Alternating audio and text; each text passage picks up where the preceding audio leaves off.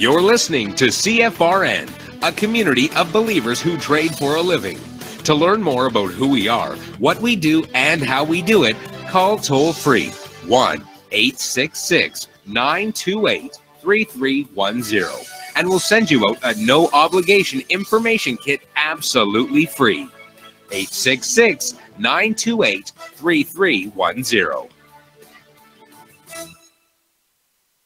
The CFRN Emini Futures Cast is now on Stitcher. Listen to us on your iPhone, Android phones, BlackBerry, and WebOS phones.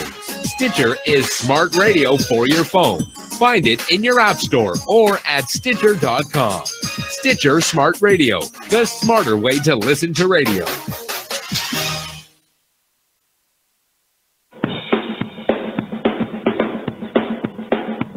Are you ready, Steve? Andy? Yeah! Bert? Well, all right, fellas. Let's go!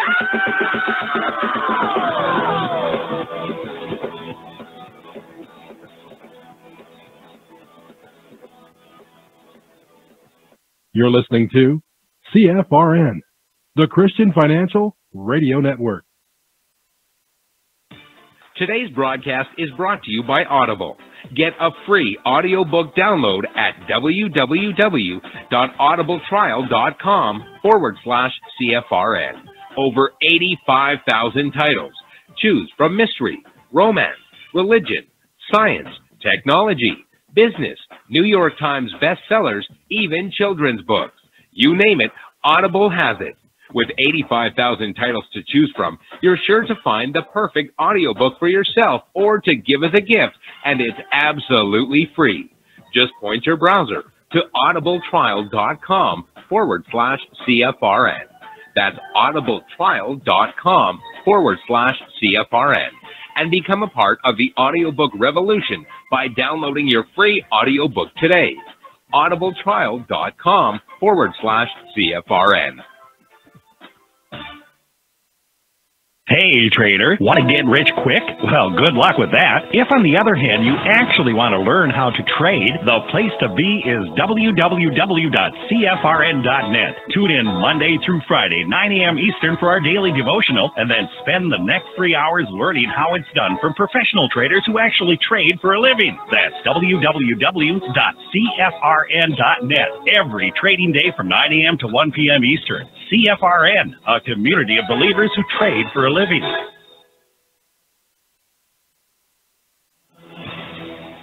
Good afternoon, traders, and welcome back to the CFRN E-Mini Futures Cast. This is the daily broadcast of Indeterminate Length, where we discuss all things E-Mini, along with some really big ideas on the finer points of trading gold, bonds, crude, sugar, the euro, and even T-bills. Joining us today from our studios in Boston, Mr. Michael Bork. From our trading desk in Chicago, Mr. Burton Schlichter. Now, to get things started, let's go to our host and founder in Studio A, overlooking South Mountain, America's largest city park. Here's Dwayne. Good afternoon. Welcome back. Today is Thursday, 13th day of September, 2018. Hope you're having a great Thursday. Whoever you are, wherever you are, thanks so much for joining us today. We're so glad to have you with us. If you're returning, welcome back. If you're here for the first time, a special welcome to you. Make yourself at home. We are in our second decade of broadcast history, so grab your day planner and pencil us in for number 3. All right. I've got a chart up of the S&P 500 E-Mini Futures. If you cannot see it, just go to our homepage at cfrn.net. On the right-hand side, click the big microphone, follow the instructions. You'll be registered all the way through the end of the month. You only register once per month, so when you do it at the first of the month, that's 30 seconds for 30 days, and that's a pretty good deal. All right? All right. Now, while you're out and about, youtube.com/CFRN/live. That's our dual stream. bookmark that page. Okay, so if the go-to ever goes down, you'll know where to go. Okay. All right, let's take a look at a little bit of news. Just a little bit. How would you feel about paying your rent in Bitcoin, BTC? Now, cryptocurrency is banned in Zimbabwe, but Bitcoin is helping ordinary people make payments bank-free. It makes for a great fit for more than 10 million Zimbabweans who lack access to basic banking services, and it's even more beneficial to the banked few, a distrusting lot keen to protect their savings against bank failure, inflation, or even political turmoil. Zimbabwe's second largest city, Bulawayo, yeah. Here's a comment from a fellow who lives there by the name of Josh, in the second largest city in Zimbabwe. He says, I didn't have cash at hand, so my landlord, who is open-minded about cryptocurrency, said I could pay in Bitcoin. 23-year-old unemployed psychology graduate who mines Bitcoin at a small scale zipped 0.02281 BTC to his landlord. That's the equivalent of about $120 US at the time. Zimbabwe is faced with a twofold problem: a shortage of foreign currency and that of a surrogate currency called bond notes, initially billed as a panacea to the Forex crunch. The South African country gave up its own currency in 2009, the same year Bitcoin was born, after hyperinflation peaked at over 230 million%. Think about that. Next time you go to pick up a loaf of bread or a jug of milk, the price has increased 230 million%. Some businesses, importers, and informal traders particularly often now offer discounts on cash purchases in US dollars or bond notes, while charging more for mobile or card transactions. Now, as Zimbabwe struggles with a severe cash crisis that has forced people to spend hours standing in line for money at banks, Bitcoin is proving to be a bit of a silver bullet. Not only is the benchmark cryptocurrency helping people just like Josh pay for apartment rentals and rates, but it's also making it easier for Zimbabweans to pay for goods and services that are charged in terms of US dollars. A few days ago, one of the writers at Bitcoin.com used Bitcoin to pay subscription fees for satellite TV, about $27 or 0.0042 BTC. Because he could not get or afford the US dollar equivalent. Around the same time, Stanbic, one of the few remaining local banks accepting deposits for pay television, announced it will no longer be processing such payments, citing a shortage of foreign currency. The Forex crunch means that people can't pay for goods and services that are dollar denominated using the bond notes, which is a currency the Reserve Bank of Zimbabwe claims is tied 1-to-1 against the US dollar, but it's not. They say it is, but it's not. The greenback is selling at a premium of 85% on the street. Study 263, a platform originally created to help the people in Zimbabwe who were studying abroad to pay for their fees with ease via cryptocurrency, has now gained thousands of users as people seek to circumvent the RBZ's chokehold on foreign currency allocations. We don't only use Bitcoin, but any other available cryptocurrency. They are cheaper, faster, and in Zimbabwe's situation, it works now that card payments do not work out of the country anymore. Janie, another one interviewed, Studies 263's co-founder, Tanashi Janie, said his company had facilitated over 900 transactions with amounts ranging from $10 to $10,000 plus since starting their operations a year ago. For pay television, Study 263, which is based in South Africa, receives Bitcoin into its wallet before converting that to Rand and making payment there for a fee of between 2 to 3%. Connection is almost instant. Banks like Stanbic were charging up to $10 for a similar service.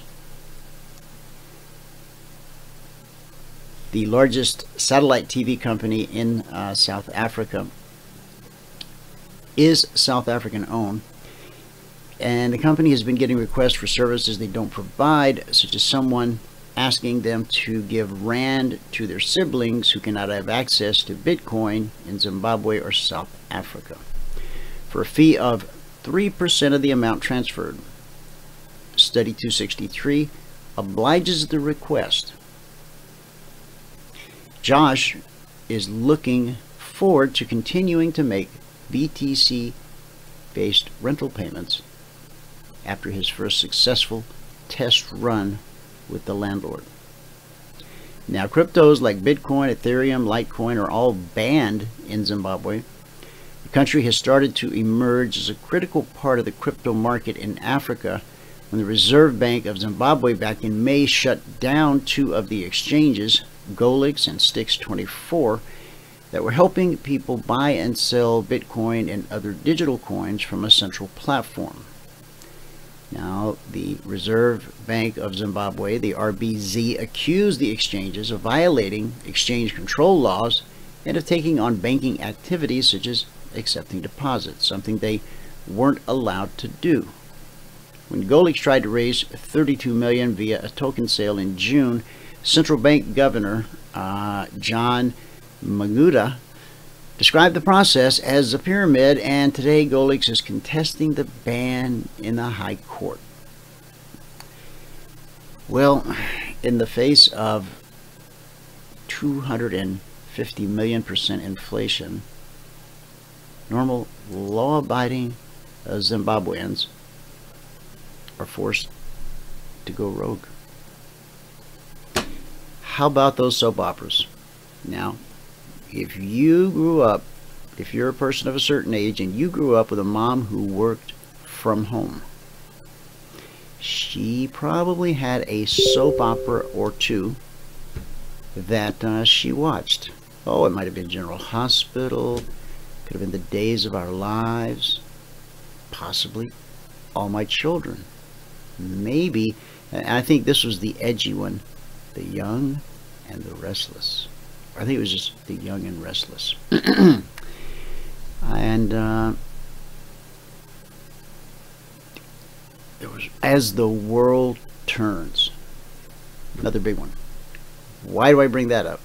Well, in England, they have a soap opera there. It is called Coronation Street. That's the name, like General Hospital. This is called Coronation Street. Cryptocurrency is one of the main plots of this week's Coronation Street episodes, which air on Monday, Wednesday, and Friday. Oh, they only get their soap opera 3 days a week. Here in America, we used to get it 5 days a week. Still do, I guess. Now, this is a very popular show. Guess how long it's been on? No guess. No, you don't have to guess. Since December of 1960.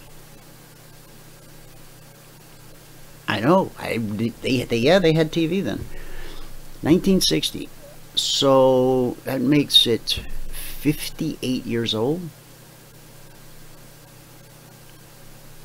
I did not know there was a television show that had been on that long. In June, the show won the Best Soap category of the year at the British Soap Awards. Overall, it has won 6 times since 1999 when the awards began. The folks over at Forbes said yesterday Bitcoin and cryptocurrency have found an unlikely home on British soap opera Coronation Street, a TV program watched by some 8 million people per episode. In Monday's episode, Ryan Connor, one of the characters on the show, revealed that he had some cryptocurrency. He told his friend Ali Neeson that he purchased a cryptocurrency called Whipcoin many years ago to use on the dark web, but never got around to spending it. Connor said he bought 5 Whipcoins at about $13 US. It was 2011, something like that, he recalled. When Neeson questioned that he never thought to check how much the coins are now worth, Connor replied, "Knowing my luck, 5 pence. Or nothing." He was, however, gobsmacked when Neeson told him that 5 Whipcoins are probably worth about $326,400 today. Now, don't forget, this is a soap opera. In 2011, only BTC had a price that reached $13, rising from about $1 at the beginning of the year to about $31 in July before falling to less than $5 in December. There were periods when its price was roughly $13. That year, very few altcoins existed. Those that did were not traded on an exchange. In April 2011, Namecoin launched and became the first altcoin. By the year's end, there was also Xcoin, Swiftcoin, and Litecoin. Now, according to Hello Magazine, in yesterday's episode, Ryan's frustrated when he can't remember his password to his Whipcoin account, so he can't access his new fortune. He then remembers that he wrote it down in a Gaza book, and the search commences. In tomorrow's episode, Ryan has a light bulb, spoiler alert for anyone who watches this. Ryan has a light bulb moment and remembers his Whipcoin password. He excitedly logs on only to discover his investment has decreased significantly. Aww. Oh, Ryan, you cracked me up. Coronation Street. I know you're all just dying to watch it now. Alright, we'll talk about the Bitcoin hating banker Jamie Dimon when we come back in just a moment. Let's look at the numbers real quick around the world. Here they are. Starting in the US cash markets, Dow up 141 points, NASDAQ up 74, S&P 500 up 15, and the Russell 2000 at the flat line. Now that puts the Dow up a little over 0.5%, the NASDAQ almost 1%, and the S&P 500 also 0.5%. Crude oil lost $1.68 today, trading 68.69 last. That's a loss of over 2.25%. Gold lost $3.50 so far, trading 1207.40 last. Asian markets, the Nikkei rose 216 points by the close. That's almost 1%. Shanghai rose 30 points. That's a little over 1%. And the Hang Seng had a green day. Big green day. 669 points. And the Hang Seng was due. That put it up 2.5% at the close. So it's a solid green in Asia. Oh, last but not least, we do have European markets where the FTSE closed negative 31 points. The DAX added 23 points, and the CAC was down 4. Obviously, no movers or shakers. Very quiet trading in London. So green in Asia, mixed in Europe, and we're still green on everything here in the US. The Russell 2000 is the only one in danger of taking us into the red. It's positive, but by less than a point. So So there you have it, a little bit of news and the numbers. And now Michael will give us a recap of everything that happened in the live training room today. If you're ready, Michael. I will do that. I would be happy to do that. Here we go. All right, let me get your chart up there. There. So what's the word on the storm? It's just hitting the coast right now. Mm-hmm. It's going about 10 miles an hour. It's about, I don't know, 200 something miles wide, and it's getting bigger. Mm-hmm. It's probably not going to get here until, it's windy out right now, but it's sunny and hot. Mm-hmm. And it's probably not going to get here until. That's your calm before the storm right there. That's what it is. Until Friday or Saturday. But once it gets here, it's going to be here for days. So I just see now Jeff Bezos was taking heat because of that woman that was living in her car that worked for him over in London, I think, somewhere in the UK. Did you hear about that? Mm-hmm. I didn't hear about that. She was on Fox News on Carlson Tucker's show, and she said she got sick, or she got hurt at work, and she went on medical leave, and then the company tried to buy her off, like, hey, we'll give you $3,500, Mm-hmm. hush hush, if you will just quit. She said that when they get the job, they have to sign a non-disclosure agreement about all kinds of things, and one of them is that they'll never apply for unemployment. So I don't even know if that. I'm surprised it's even legal. Yeah, but so I see a headline. Yesterday we talked about, Jeff. It is the wealthiest company in the world, and you are the richest man in the world. I mean, it seems like if you have employees that are living in poverty, which is what she was talking about, and it's all over the world at different Amazon, maybe he could throw up some kind of dormitory, something. I mean, to help the employees get on their feet. But so now I'm reading. Jeff Bezos launches $2 billion day one fund to help homeless families and create preschools. So when we come back, guys, we'll dig into those headlines and see what he's really up to.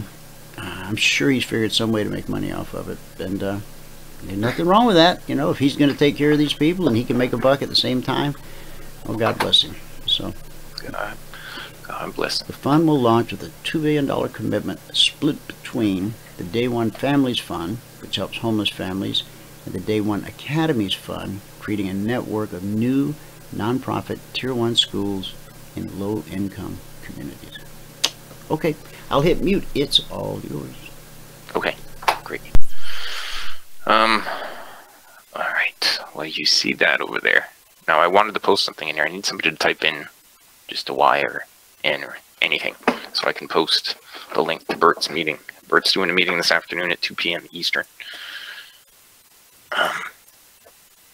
It'll go 2 to 3 Eastern. And if somebody could just be kind enough to type in a Y or N or anything, so I can post that. Thank you, Bart. Here, let me go and get it and copy it, and I will post it for you all. Here it is. Copy.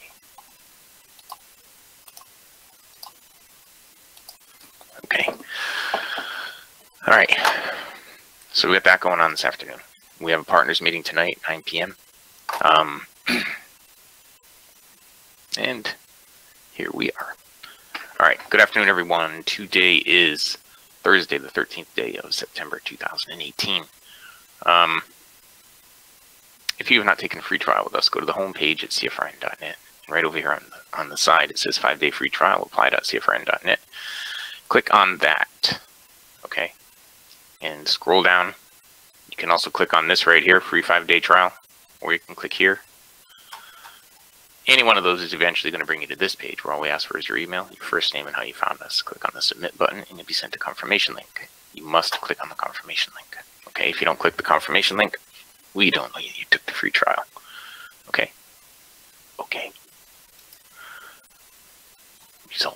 Everybody wants results. If you're going to read the spreadsheet, you can read all the CFTC risk disclosures down at the bottom. As I said, today is Thursday, the 13th day of September, 2018. We made 11 ticks in the euro, 14 ticks in crude, and we lost 3 in gold. That put us at 178.75 on the morning.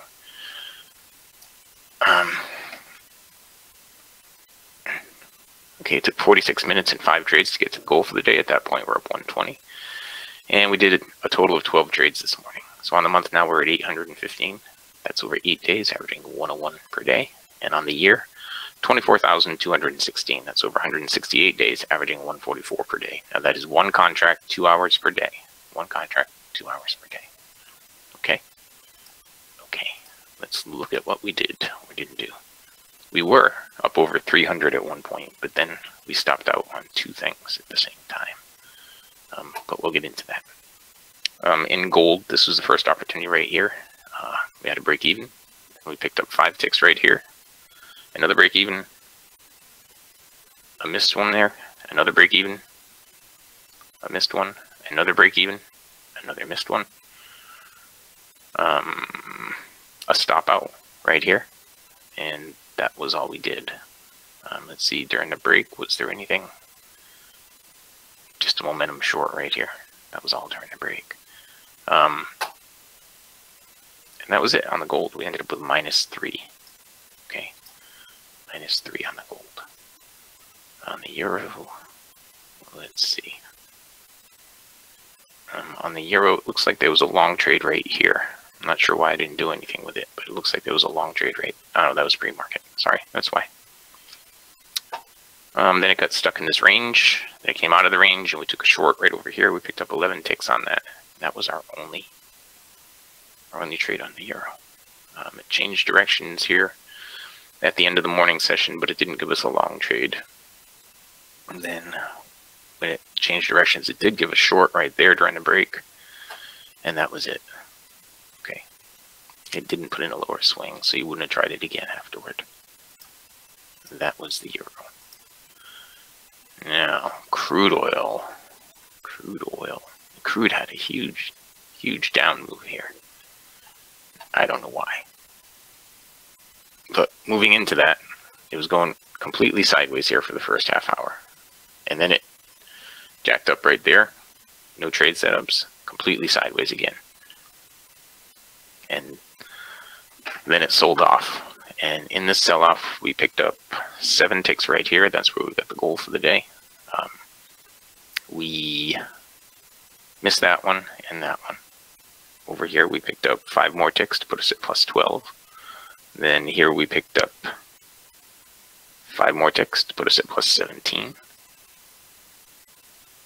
And 5 more ticks to put us at +22. And then we stopped out to put us back down to +14. And that was pretty much it. During the break, not really anything during the break. Looks like it might be trying to set up a long trade right here. And up and close at the current bar.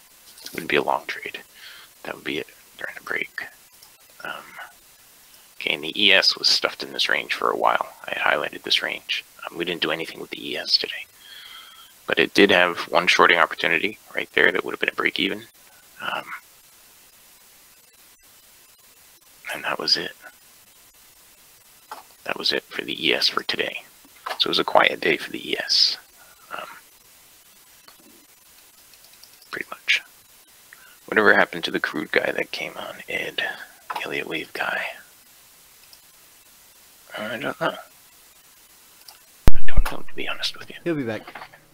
Okay, he'll be back. Okay. So, as I said, if you're going to read the spreadsheet, you can read all the CFTC risk disclosures down at the bottom. Today's the 13th day of September, 2018. We made 11 ticks in the euro, 14 ticks in crude. We lost 3 ticks in gold. That put us at 178.75. Now, today took 46 minutes and 5 trades to get to the goal for the day. At that point, we're up $120 a contract. We took a total of 12 trade opportunities today. So on the month now, we're at $815. That's over 8 days, averaging 101 per day. On the year, 24,216. That's over 168 days, averaging 144 per day. Okay, that's one contract, 2 hours per day. If you have not taken a free trial with us, go to the homepage at CFRN.net. Right over here on the side it says 5-day free trial. Click on that, apply.cfrn.net, or click here or here. And eventually you're going to be brought to this page, apply.cfrn.net. All we ask for is your email, your first name, and how you found us. Click the submit button. Once you do that, you'll be sent a confirmation link. You must click on the confirmation link. Okay, we don't know you took the trial until you click that confirmation link. There. All right, with that, we can pass it back out to fabulous Phoenix, Arizona, Studio A, overlooking South Mountain, America's largest city park. Dwayne, if you are ready.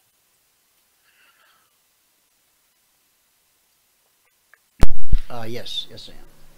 Okay. And John is not out there yet. Okay.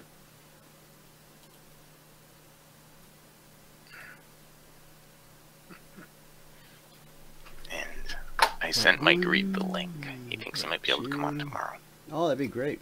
Oh, it's been forever since we heard from him. Yeah. Up here on the screen, guys, important prices, important areas. Well, I heard some guy on the radio. He's like, oh, they always get tested. I'm like, yeah, sure they do. So we'll see what you think. 28.97. Would that be correct? Did it once and it almost did it twice. Oh, it went 10 and it went 9.75, but it's not done. So, and we got one more zone overhead, 18.19. It's the highest weekly trading zone for the S&P. This week, we went from zone to zone, back up to the zone, back down to the zone. Yeah, we tried to hit the zone, back down to the zone, back up to the zone, and now we've launched. And now we've got this one more overhead. What was a recap of the recap? Today it took 5 trades and 46 minutes to get to $120 per contract. How much now? 120. 46 minutes and 5 trades. Good job. Well, thank you. Let me send this message real quick. Okay.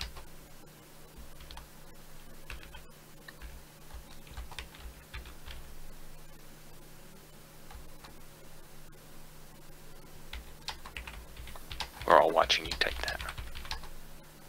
Oh, you're watching me type? Yeah. Oh, why didn't you tell me I got the wrong screen? Or did you think I guess you thought I wanted the screen. Yes. There we go. There we go. Now we're looking at a chart. Well, thanks for the heads up. David, if you're listening in, I could have just talked to you in the chat box.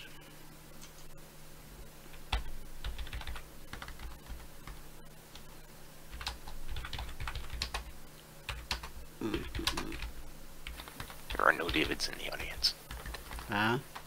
There are no Davids in the audience. No Davids. We're all out of Davids. Our inventory is low on Davids. Yes. Alright. So back to the S&P. 28.97. Got a little double top going on here at 29.07. Last week's highest zone was only, no, it was 29.51. And the week before that was 29.14. Okay, so that's good to know. 29.14. Right. We had we had the highest weekly zone 2 weeks ago, 14.15, and then the second highest weekly zone, the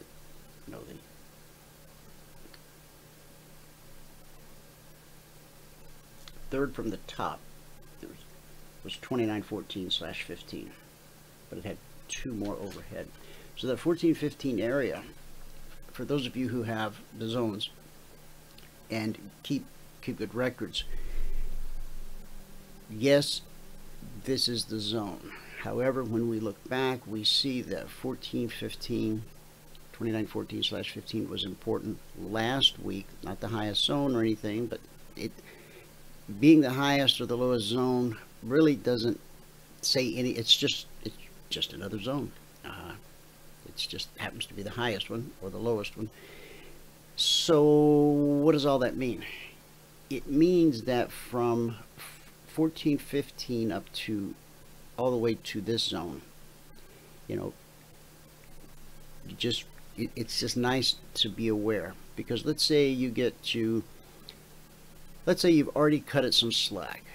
Well, I know zones are an area and it's 29.18, so I'm going to be conservative. I'm going to place my target at 29.16. Okay. But also having that little bit of information to layer in about 14-15, I might just watch 29.12 real closely. And if I begin to see any type of stalling or other shameful activities, my stop can just slip right up behind it, and whatever you have in it is what you have in it. Now on the L2 last night, for that same area, we had scroll up and up and up, or I could use my search function. Oh, here it is. Okay, 28.85. No, correct that. 28.97. Oh, how about that? Important prices, important numbers sometimes show up in the same place. I think it's because they did these at about the same time. Yeah, well, a little after. I did these a little after the zone, so that's perfect. Couldn't ask for better. 28.97. Now we've hit the first target, which was 2900. Got that off. Got that done pretty quickly in 30 minutes. That's the first target, which is 3. And then, let's see.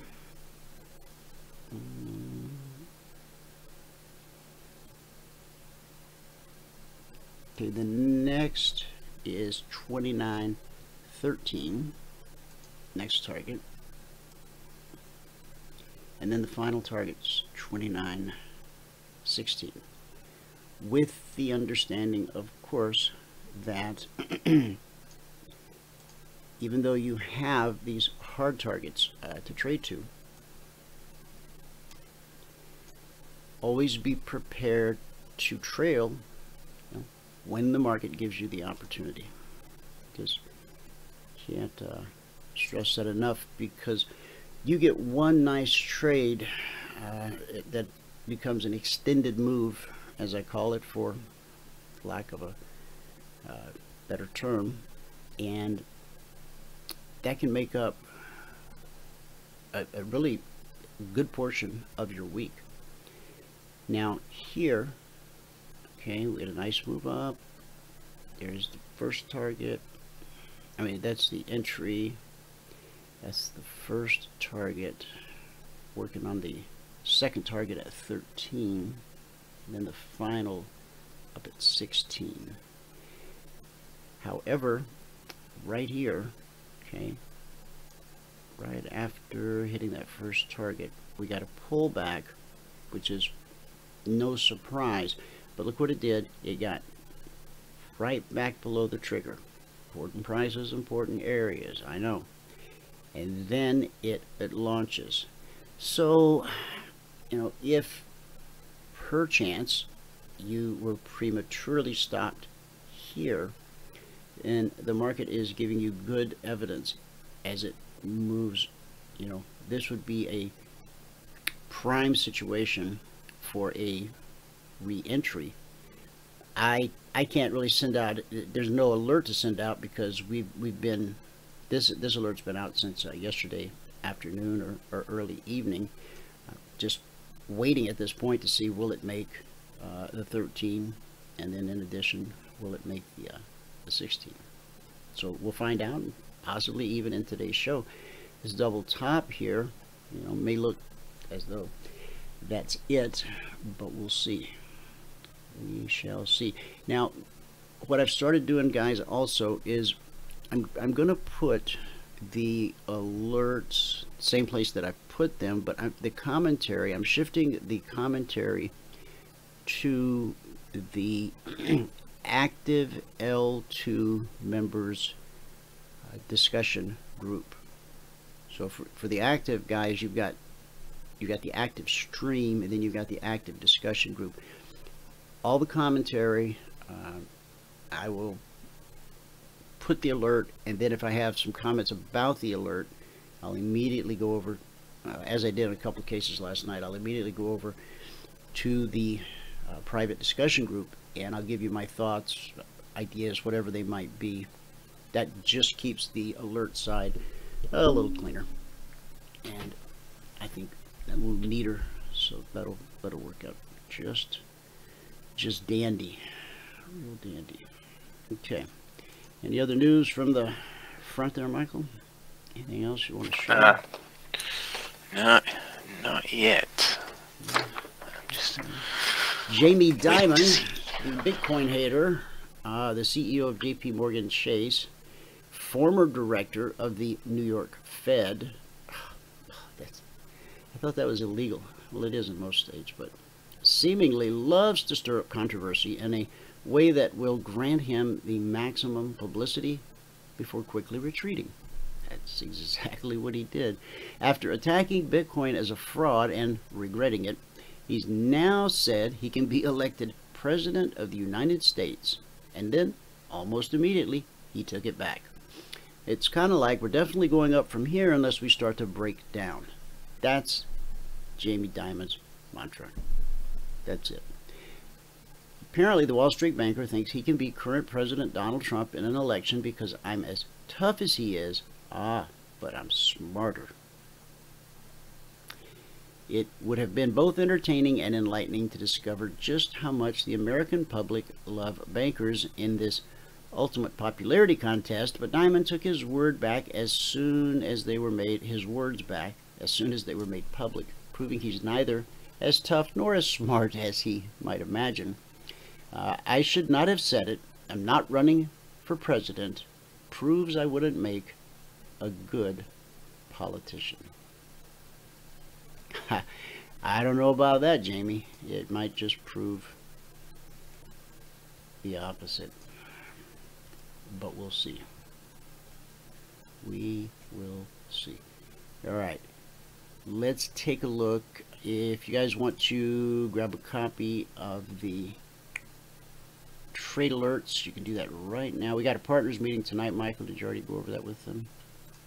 I did. And there's a meeting that Bert's doing this afternoon at 2 o'clock. Guys, you really should go to the Bert meeting. It's you'll benefit.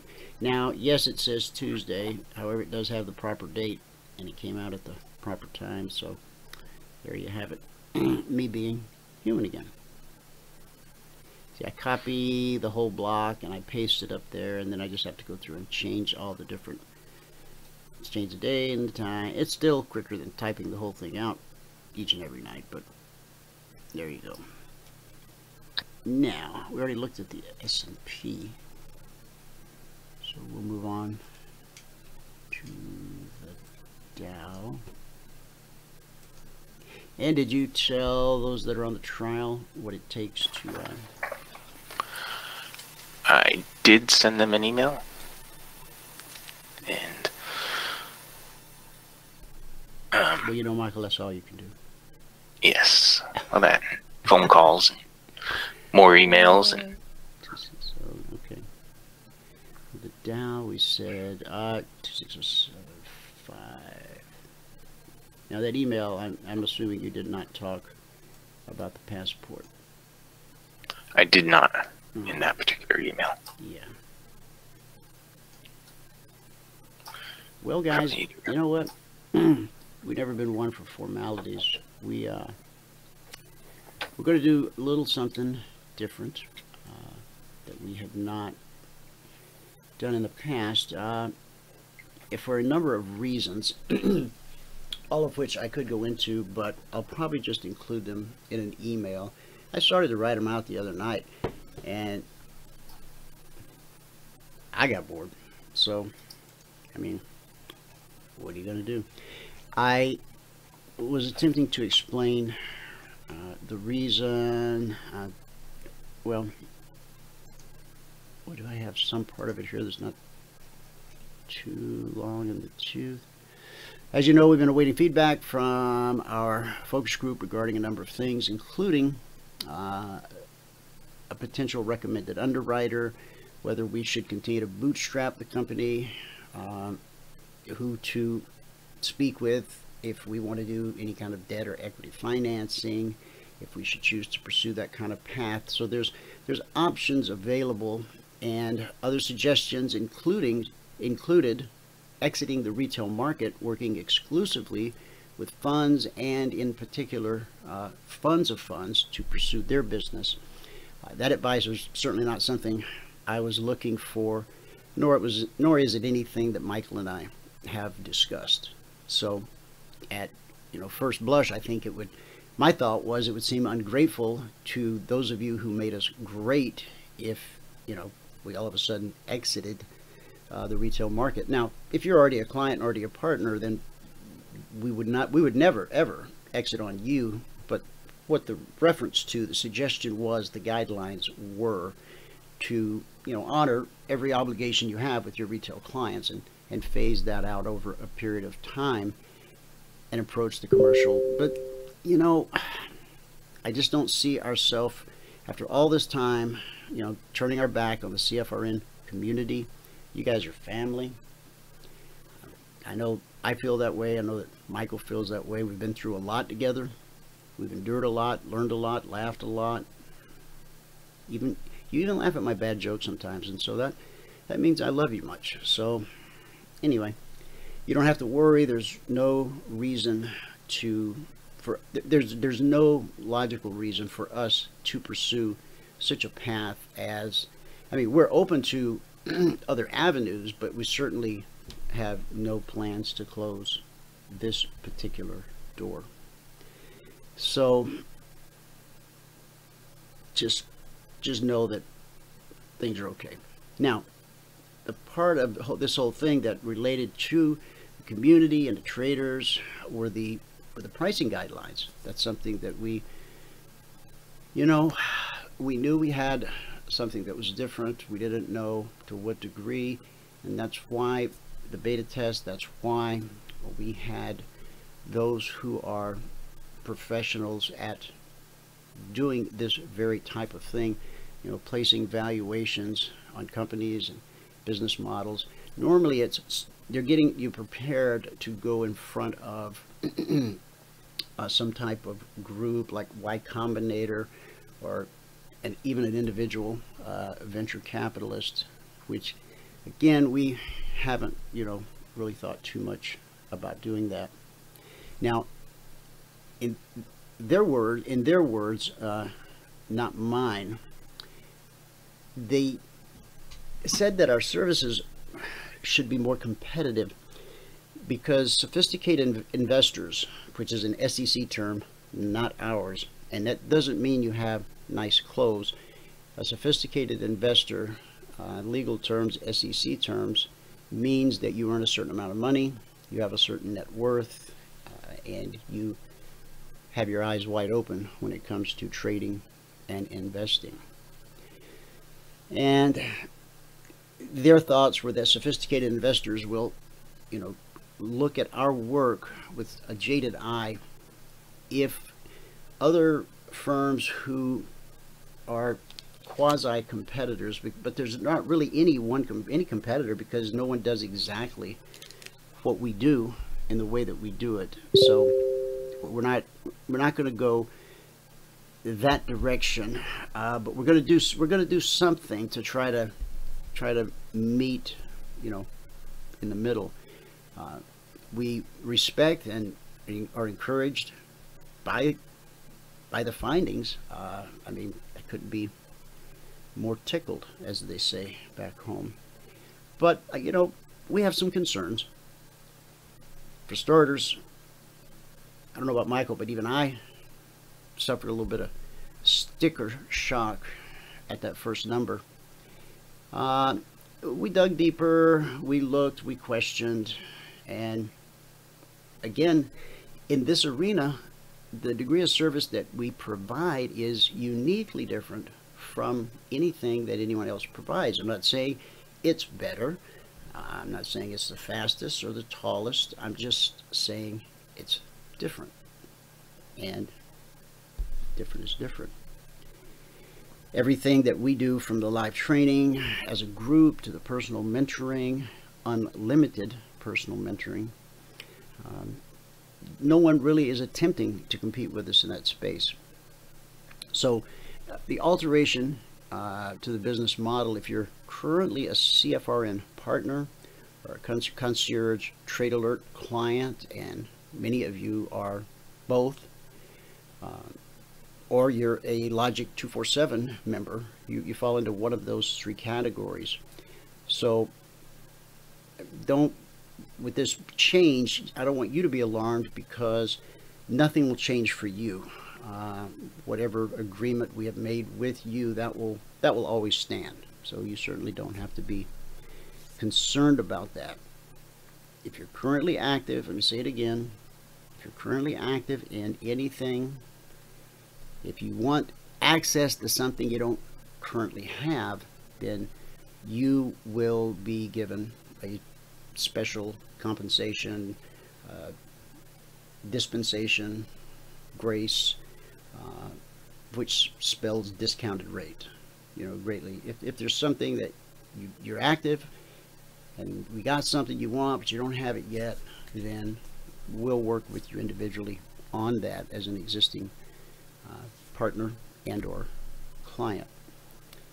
Now, for the immediate future, as this rolls out, which is really rolling out as of me telling you today, we're going to call it the CFRN passport. It's not the first time somebody's used that term, but I think it's well fitting, because inside of the CFRN community, there's a lot going on, a lot of moving parts. And so the CFRN passport, what it does is it gives you all access. It's like the backstage pass to the Doobie Brothers. No, you can't smoke doobies in the office, but you can go to the Doobie Brothers concert. God, I wonder if they're still around, the Doobie Brothers. You're a big Doobie Brothers fan, right, Mike? I do like the Doobie Brothers. I'm trying to think of even one song. Deep I can't Purple, think I of can one. always think of Smoke on the Water, but Doobie Brothers, oh God, they had so many great songs. I grew up on that music, and Count Chocula. Anyway, so the CFRN passport, it's a go anywhere, do anything, all-inclusive pass. It's like you're on a cruise. Eat all you want. Now, what makes it different, significantly different, is this is going to function as a lease. Okay? Now, you will be able to go anywhere on a CFRN property, do anything on a CFRN property for $9.97 per month. It's a 24-month lease agreement, which upon successful completion has a buyout option of just $1. And so in pulling this together, we have allowed ourselves and the company to take advantage of this report, and also to make things doable for ordinary folks just like you and I. So throwing that big sticker price out there. I like this. I like the idea of the lease model, and we're going to see how things progress. And again, those of you that are already in, you're in under whatever terms you're under in. You know, just make sure that you don't go inactive, because then that creates a bit of an issue. So just maintain your active status, and you'll always have whatever you have already at the terms you have it at. So don't lose a minute's sleep. Okay, and I'll get something out on the website, eminitrading.com. I'll get something out later in the day that specifically spells that out. Okay, and then if anyone has any questions, of course, I'll be happy to address those. And did John show up? Yep, John just showed up. So I can open up his mic. Sounded like you had a question there. No. No. I mean, I was reading Daniel's comments. It's good to know, minute by minute. Yeah, you're good, Daniel. You're doing great. I think from the comments I get from you. And remember, guys, I've been doing the commentary in a separate channel. If you're active on L2, you have access to the active stream, which is where I've been doing the commentary. We also have for the active a live discussion group, and I'm shifting the commentary over to the discussion channel. Number one, to declutterize. Not everything that's there is going to stay there, but just moving forward. This way, if I do put out an alert and I pop over there and make a comment, then that's a forum where you can actually ask me in real time, oh, hey, what did you mean by this? Or what does that mean? Or can you show me on a chart? And the answer is yes, I can.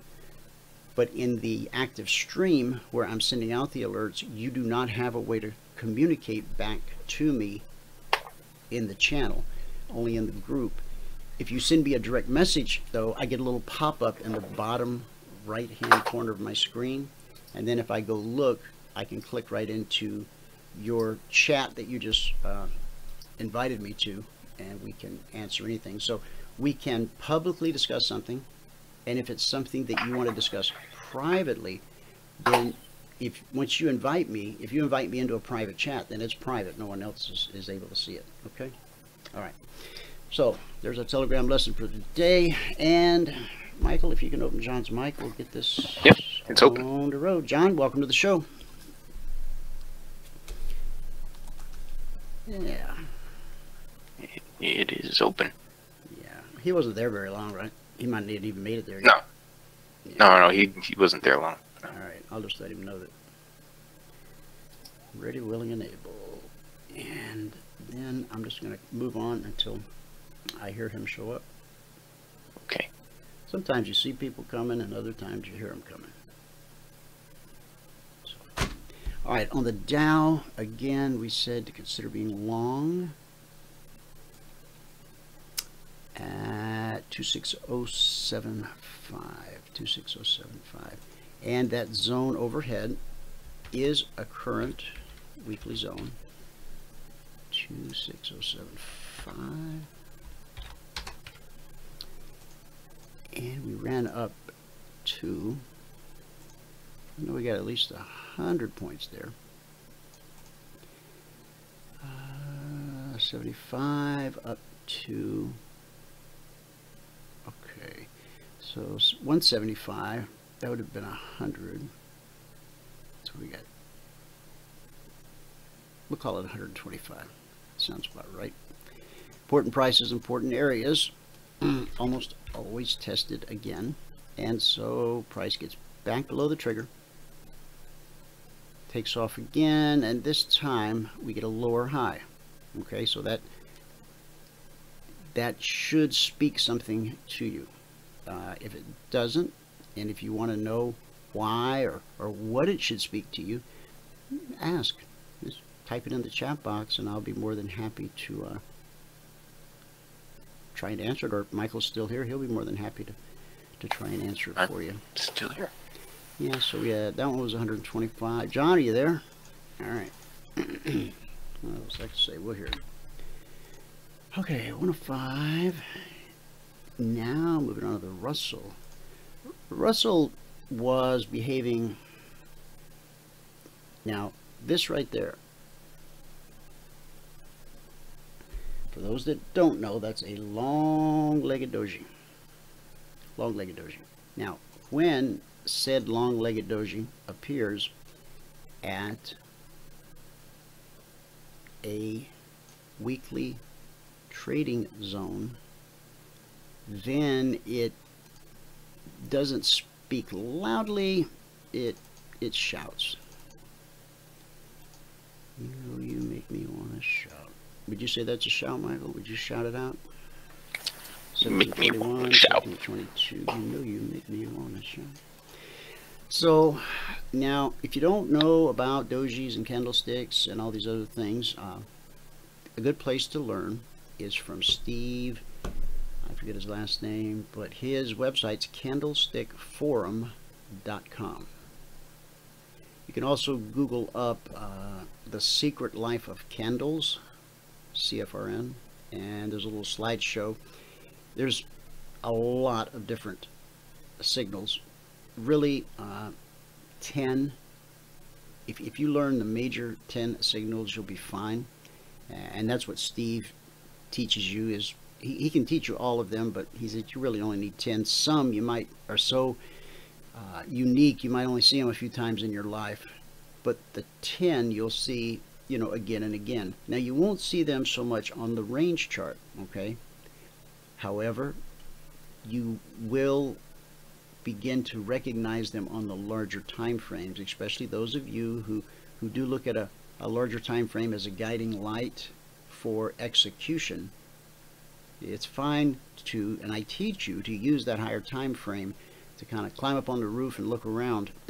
But when it comes to execution, now unless you're intentionally trading discretionally, which is a whole other issue, if you're in the live training room trading, the purpose of that 4-tick range, among other things, is to allow you to risk no more than 8 ticks on every trade, on every market. Now, some markets, it's $100, like the S&P, and on the Dow, it's $40. John, is that you? Yeah, it is. Yeah, hi. Welcome to the show. What were you talking about? The ticks there? What was that? On the Dow pays $5 per point. Oh, right. So yeah. 20 points is $100, and we risk 8 ticks in the live training room on every trade. And so I was saying that the S&P, that translates to a $100 risk, whereas with the Dow it translates to only a $40 risk. Yeah. Listen, while we're here, because I mentioned it yesterday, I talked about Tilray. And if you remember, we shorted it yesterday at the open around a 107. So I recommended to sell it and short it because we were long. And just when I talked about it 24 hours ago, it was about 99 and a half. And I said, you know, buy it back at 100. It subsequently went to 109 after hours. Then it dipped a bit. And then on a rebuy, it's run up to 127 today. And we shorted it at 123, and it's just dropped down to 117 a short while ago. Why so volatile? What's the company? Well, I'm going to get into that in a second. Okay. But hang on a minute, just let me put something out here. Well, we'll see. I don't know whether it's going to actually rally. We'll give it a bit more time, but it might have topped out. Look, this is. You know what it reminded me of? It reminded me of dry ships, DRYS. If you remember, oh yeah, we called. You know, you and I called this one back in the mid 2000s, and rode it from $4 to about 40, and it happened very. Right. Yeah, it happened very fast, and then. You know, earlier on, a couple of years ago, I think when I first came on, we caught this one at about $4 or $5, same sort of price. Actually, initially 3 and then 4 or 5, and well, incredibly, it just took off and it ran to $101.50 in about a week. It literally went from 345 to 101 in about a week. We sold it at 101, and I put out an alert to sell it at 100, to short it, sell it short at 100. 3 days later, it was $9. Okay, wow. It collapsed in 3 days. It went back to $9, wow.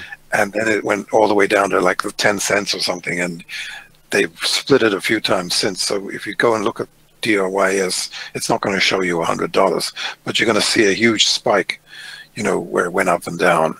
That was a $100 ride. That's unheard of. But this Tilray is sort of the same, and it's taken a few weeks to go from 25 to 100. What's the symbol on Tilray? TLRY. What got this on your radar screen? Well, it's this part of this marijuana mania that's going on right now. It's a Canadian stock. Now, look, they have a legitimate business. This is a deal that's so like the .com bubble. It's not funny, and it is a sign. You know, when you get a mania like this going, it's usually a sign that the top is pretty close, and this thing, it has a market cap. This morning it just peaked at about 12 billion, BI with a B, 12 billion market cap. Did 7 million in revenues the last quarter, 7.5 million. It did 12 million losses, 12.5 million losses. Okay, the losses are rising at triple the rate of the revenues. So the revenues have been rising from 5 to 7 or 4, 5, 7 over the last few quarters. The losses have gone from, you know, 5 to 12. You know what I mean? It's look.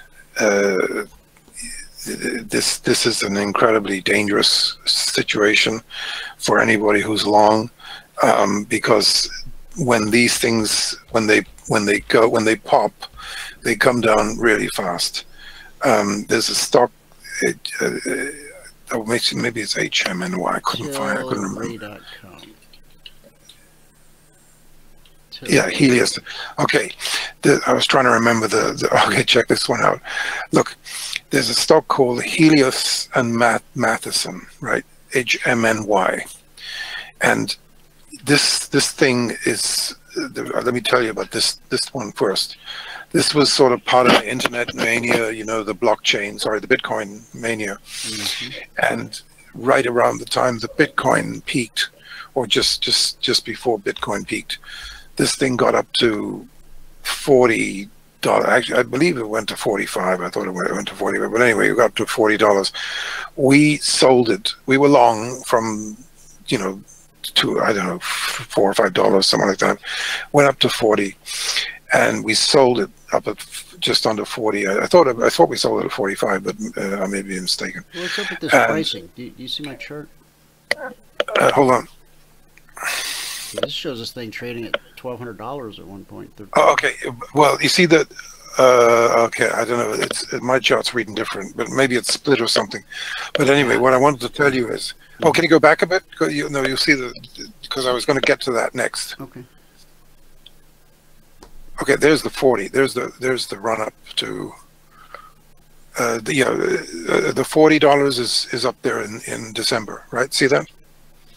Yeah, but why is I don't understand my okay, well, I'm going to because well, anyway, they split the stock. That's why the pricing is crazy right now. So we sold it up there, and it came all the way back down.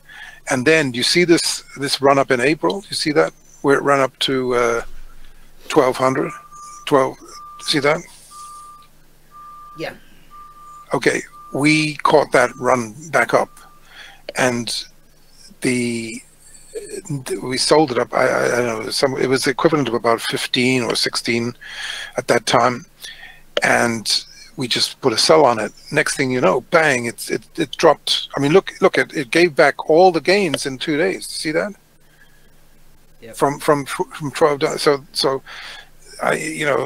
I'm just showing this is look at the way this Helios and Math. Look at the way it tanked from the $40 range, $45 range down to 16 or so, right? I mean, it didn't take long, right? Yeah. I think that's what's about to happen to Tilray. You know, and it could be starting today, in all honesty. Hey, John. So, yeah.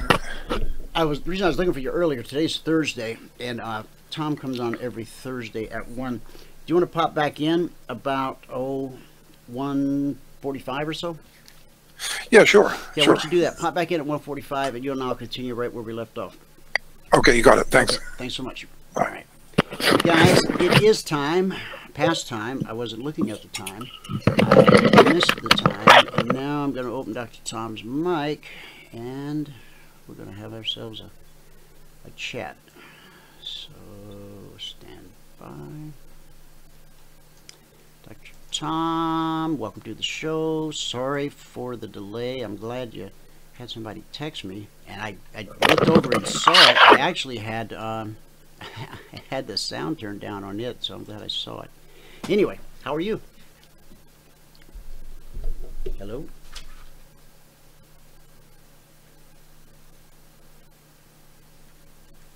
He just texted me and said I'm here.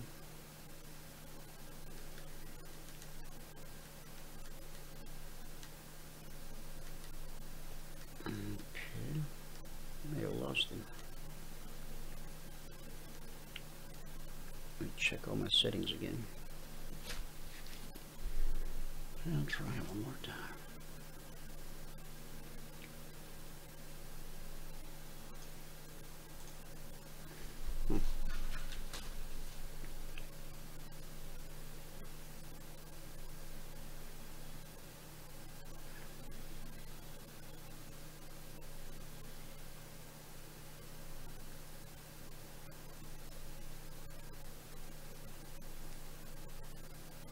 All right, I think he's gonna pop on now.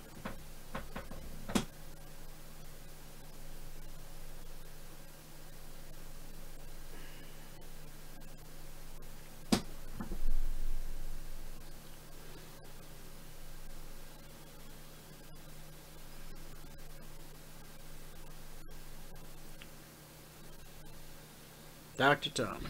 Dr. Tom. Calling Dr. Tom.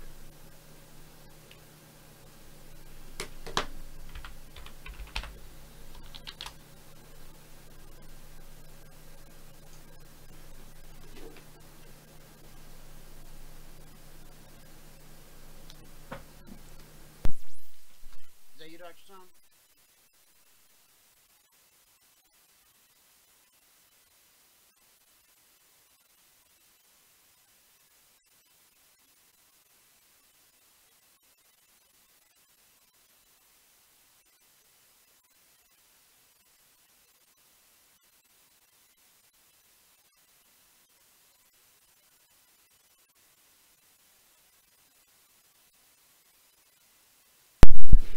Okay, Dr. Tom, take 2.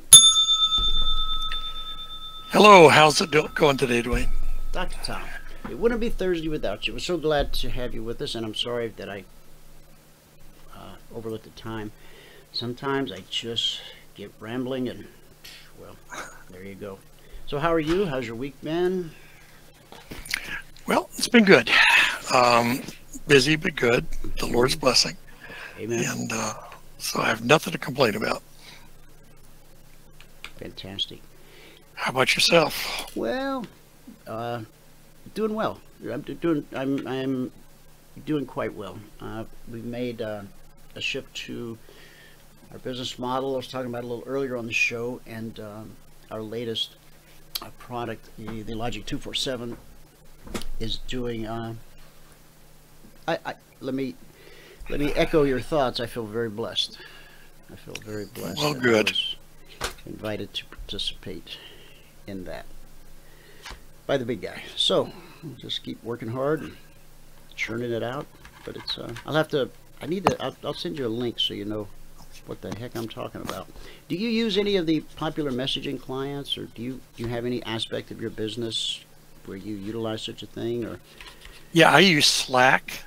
You know, I like Slack, and I have a Slack channel for Christian traders, and I haven't I've been spending so much time in Telegram. I haven't been over to Slack. I need to get over there. And I know people go, well, Slack and Telegram, all these different, do you really need all these different things? Probably not, but each one seems to be a little different, a little unique. And Slack was very intuitive. Getting it set up and running was a piece of cake. But there's something about this Telegram, so quick, so fast, the searching capabilities it has. I'm really fond of it. Can you make phone calls with Slack? I think you can, and video calls. Yeah, I was just about to say, with Slack, it takes the place of Skype because you can call through it. It takes the place of Dropbox because you can move large files that you can't email. And of course, it's a great instant messenger. You can message to a group or to individuals. You can segment it. So I found it an invaluable business tool. I've heard about Telegraph. I just haven't had occasion to use it yet. But I love Slack. Yeah, I like Slack too, and I'm going to be using Slack more and more. But the Telegram, the thing I liked about the Telegram, and this may be true of Slack as well, you can set it up so that whether you're on your phone, on your tablet, or at your desk, the message gets through. It will ping you wherever you are, and Slack does the same thing. It does. Yeah, I've got it. So if I'm not at the computer, it pops up on my cell phone. So and you can communicate with them right from your cell phone. Yeah, the technology is. And the interesting thing is, when I'm in a grocery store where texting doesn't work on my cell phone, Slack works. Really? Yeah, probably because it's using the Wi-Fi in the store. But where I can't get cellular service, I actually can. My wife can Slack me, say, "Hey, pick up a gallon of milk." That's interesting. I know when I go into Walmart or any big box store like that, I tend to lose my signal, or it's very spotty. It comes and goes. But I haven't tried using any of the messaging apps in there. Yeah, it's because they have those big steel rafters, and it just blocks the signal. Yeah, makes sense. Well, what's happening in the world of investment grade gold? Well, let me start off like I always do by inviting everybody to go to CFRNgold.com. You get a nice free surprise there waiting for you. It's called the Gold Education Starter Package. And some of the things that we'll be talking about today, you'll be able to read about or watch videos or do reports that are in much more detail than I can cover in half an hour on the radio. But last time I talked, we were talking about some of the threats to the economy. And one of the greatest of those is fractional reserve banking. Most people have heard the term, but most don't know what it means. Yeah. You hear it on TV and you say, "Oh yeah, fractional reserve banking." Well, what is it? I did a whole video series on this, and I started to call it by the name fractional reserve banking.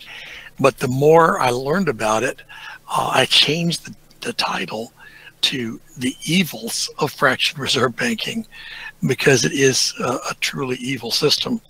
The Bible says that the debtor is slave to the lender. That's what it says. Yep. Yep. And with fractional reserve banking, all of our money is based on borrowed money. So basically, I know this sounds like an extreme example, but if by some miracle we were to pay off the 20 trillion plus national debt, we wouldn't have any money in the United States because all of our money is backed by debt. Right. But the good news is that the Federal Reserve would immediately start putting us into debt again, and within a few days, the federal government would owe the Federal Reserve a lot of money, and the money would be backed again. But it's only backed by debt. It's backed by Treasury notes or Treasury bills, and so on. Where in the good old days before I was born, the money was backed by something real, which is gold and silver. So fractional reserve banking, to put it in a nutshell, the government only requires banks to have 10% of their money on reserves. So a fraction of the money is held in reserve. Right. And that's what our banking system is built on. And this sounds crazy, because when I talk about money being created out of thin air, a lot of people look at me like I'm nuts. But here's how it actually works, and this is the description from the Federal Reserve System. The St. Louis Fed wrote a white paper called Modern Money Mechanics, which we'll quote from today. But most people think that the Fed produces all the paper money, and all the digital money too, for that matter. But that's not the case. They only produce about 40%. 60% is produced by local banks. And did you know that you, Dwayne, are complicit in that that crime? Yes, I am. You know that, right? Well, it was unwittingly until you let the cat out of the bag, and now I'm duplicitous. That's right. I'm as guilty as the DTCC when it comes to naked shorting. So you've colluded with I colluded, yeah. I colluded with the Federal Reserve System. So when you go down to the bank, and I'll just make this really simple because I want to get into some more details. If you go down to the bank and you take out a $100,000 loan, it's based on $10,000 in reserves. As I got into this, I found out they always throw the 10% number around, but some banks, some of the bigger banks, are allowed to have as little as 3% reserves. Well, let's go with the 10. All right. Okay. So you borrow $100,000. I'm the bank manager. I signed a contract. You signed a contract. $10,000 magically turns into $100,000. Yeah. And it wouldn't be so bad if you deposit it in my bank, which is Bank A, but you don't like Bank A, so you go to Bank B and you deposit your $100,000. Well, that means they can take that $100,000 and make $1 million loan to Mr. Big Bucks. All right. And if he then takes it and deposits in Bank C can take the $1 million and turn it into $10 million in loans. And each time they do that, they're creating money. New money appears. So people ask me the question, how's our money created? I tell them, it's created out of thin air.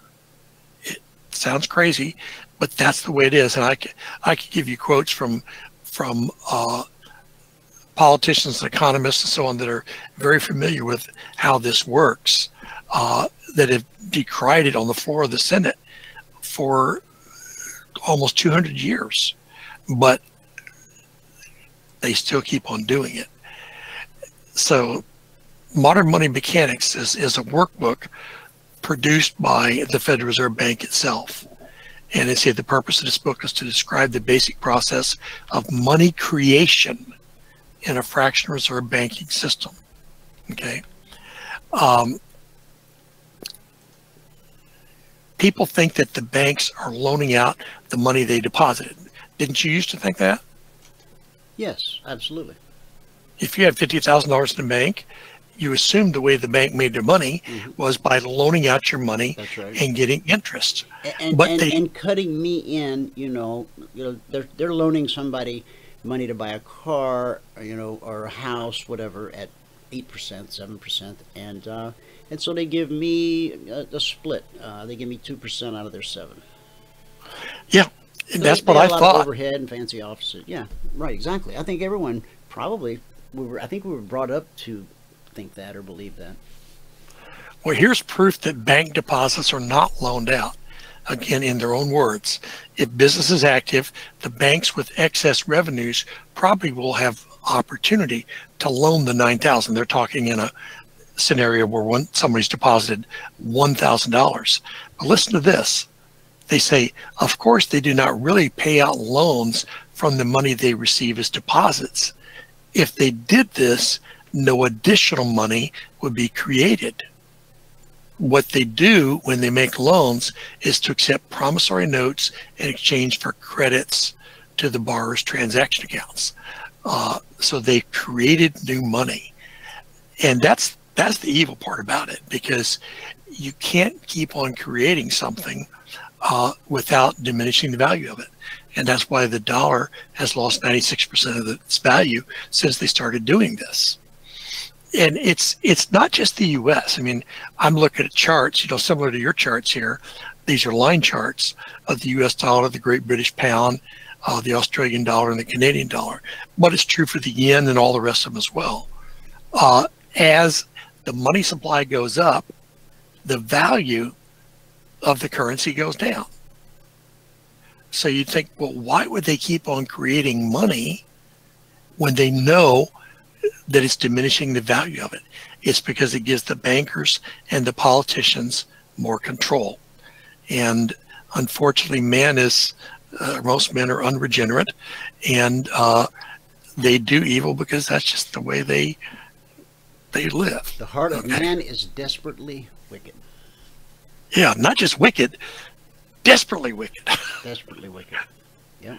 So fractional reserve banking is a serious threat to our economy. Okay. The next big one is the potential for a collapse. Here's three big problems. There are others, but these are three huge problems that could crush our economy. The first is Social Security, the second is Medicare, and the third is Medicaid. And people say, well, those are all good things. Right. Well, they're good if they worked, you know, if they were based on something real. But you probably heard this before, but when Social Security was created, there were 16 workers for every one retired person receiving Social Security. And by the way, the myth that people pay into Social Security and get their money back, that is totally a myth. The original Social Security recipients just started receiving it immediately, and they never paid a penny into it. It all came out of workers' salaries. And that was okay. I mean, it worked. It wasn't legitimate, but it functioned because you had 16 to 1. Today, we're down to about 2.5 to 1. And eventually, it's going to get down to 1 to 1. Now, do you think your kids are going to be willing to give up half their salary to pay for some old person that they don't even know? Speaking of, didn't they recently raise the ceiling? Because you're only taxed on the first, I think it used to be the first $60,000 or $70,000 of earnings you paid Social Security, and then above and beyond that, I don't think you paid anything. Is that correct? That's correct. But did they raised that ceiling, I think, here recently? I think it's 90,000 now. Okay. And they'll keep on raising it because Social Security is right on the verge of bankruptcy. Bottom line, you keep hearing about the Social Security Trust Fund, or the lockbox, as the politicians like to call it. There is no such thing. Well, there's a box there somewhere, but all it's full of is dusty IOUs from the government. Yeah, Geraldo's hanging on to it. Geraldo, the mustache. Basically, the government uses Social Security so-called trust fund as a slush fund, and they rate it constantly for the general fund. So there is no money set back. If people just stop paying into Social Security, or if we had massive unemployment and they couldn't pay into Social Security, there would be no money. All right. Medicare's another big problem. People say, well, hey, you know, I paid for this Medicare. I'm just getting back what I'm due.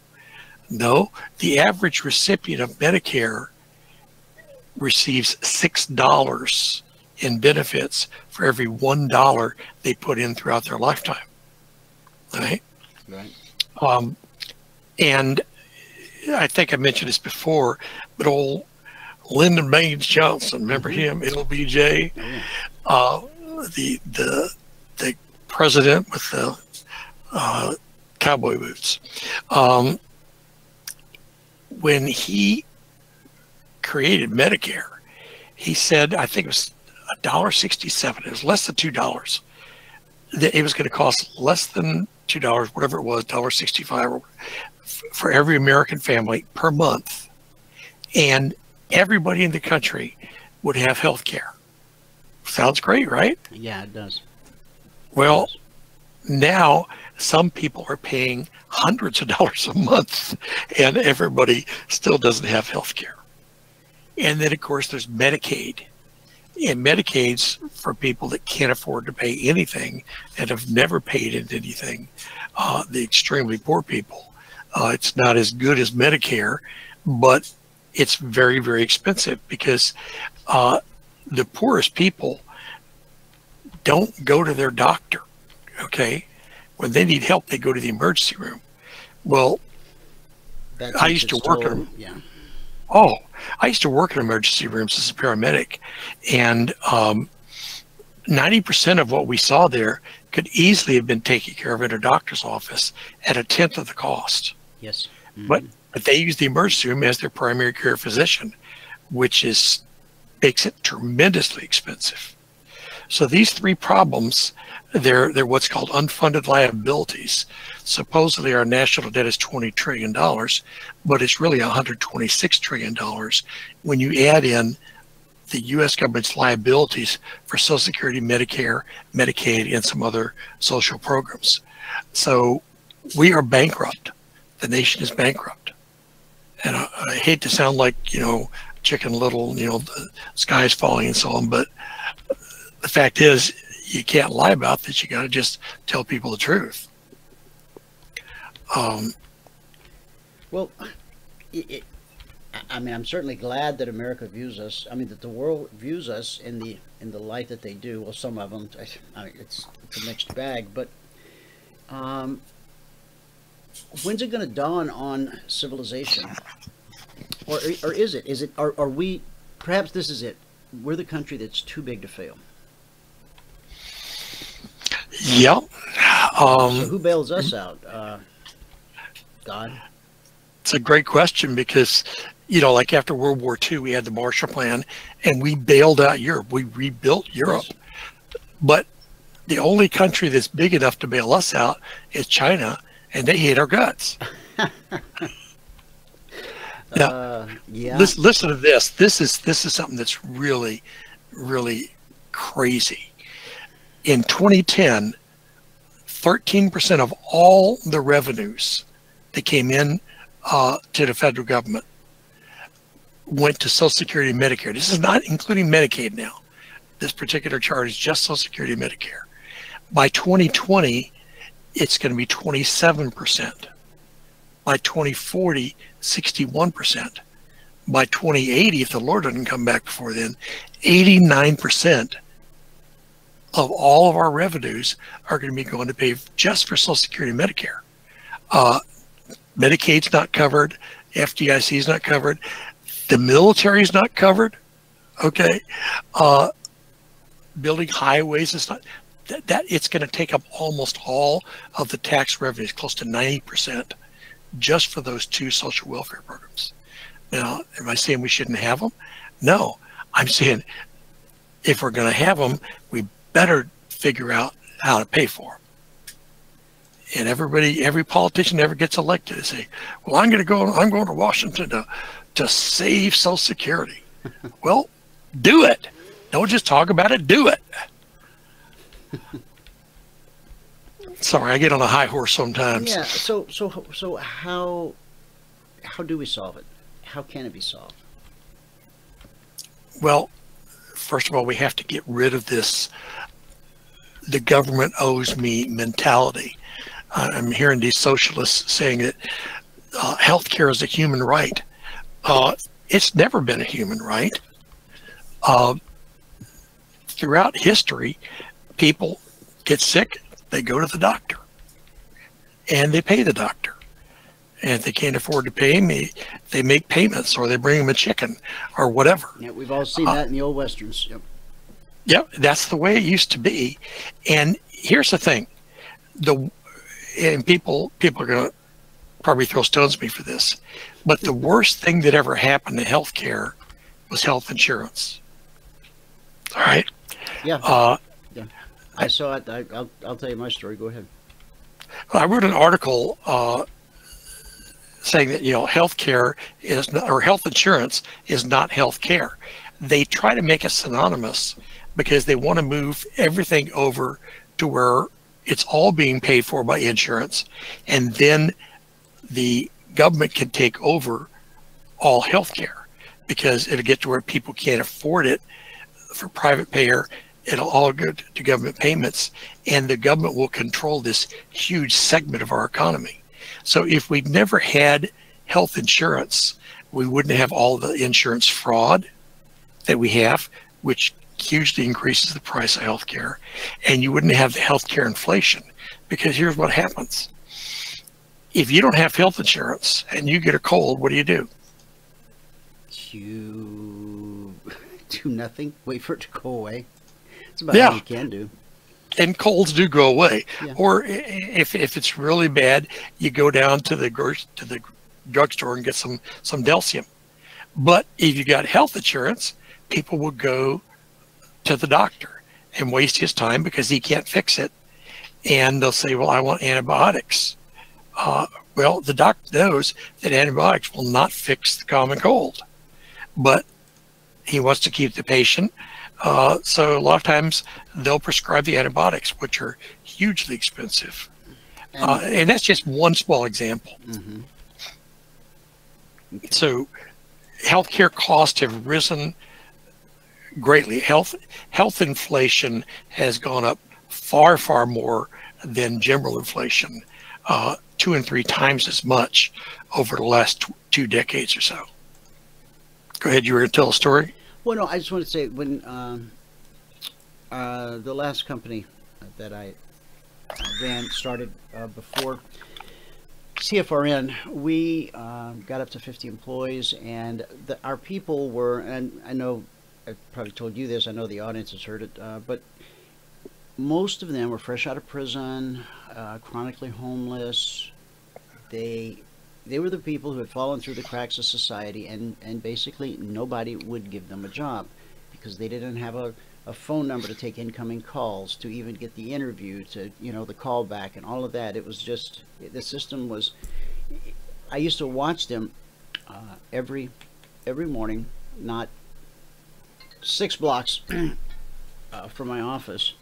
A white van would pull up in front of CAS, Central Arizona Shelter Services, and everybody who was getting released from an Arizona state prison that day would get out, and they would have $20 on them, and if they had a little TV or any kind of belongings while they were incarcerated, they would have that with them, and they would just put them out.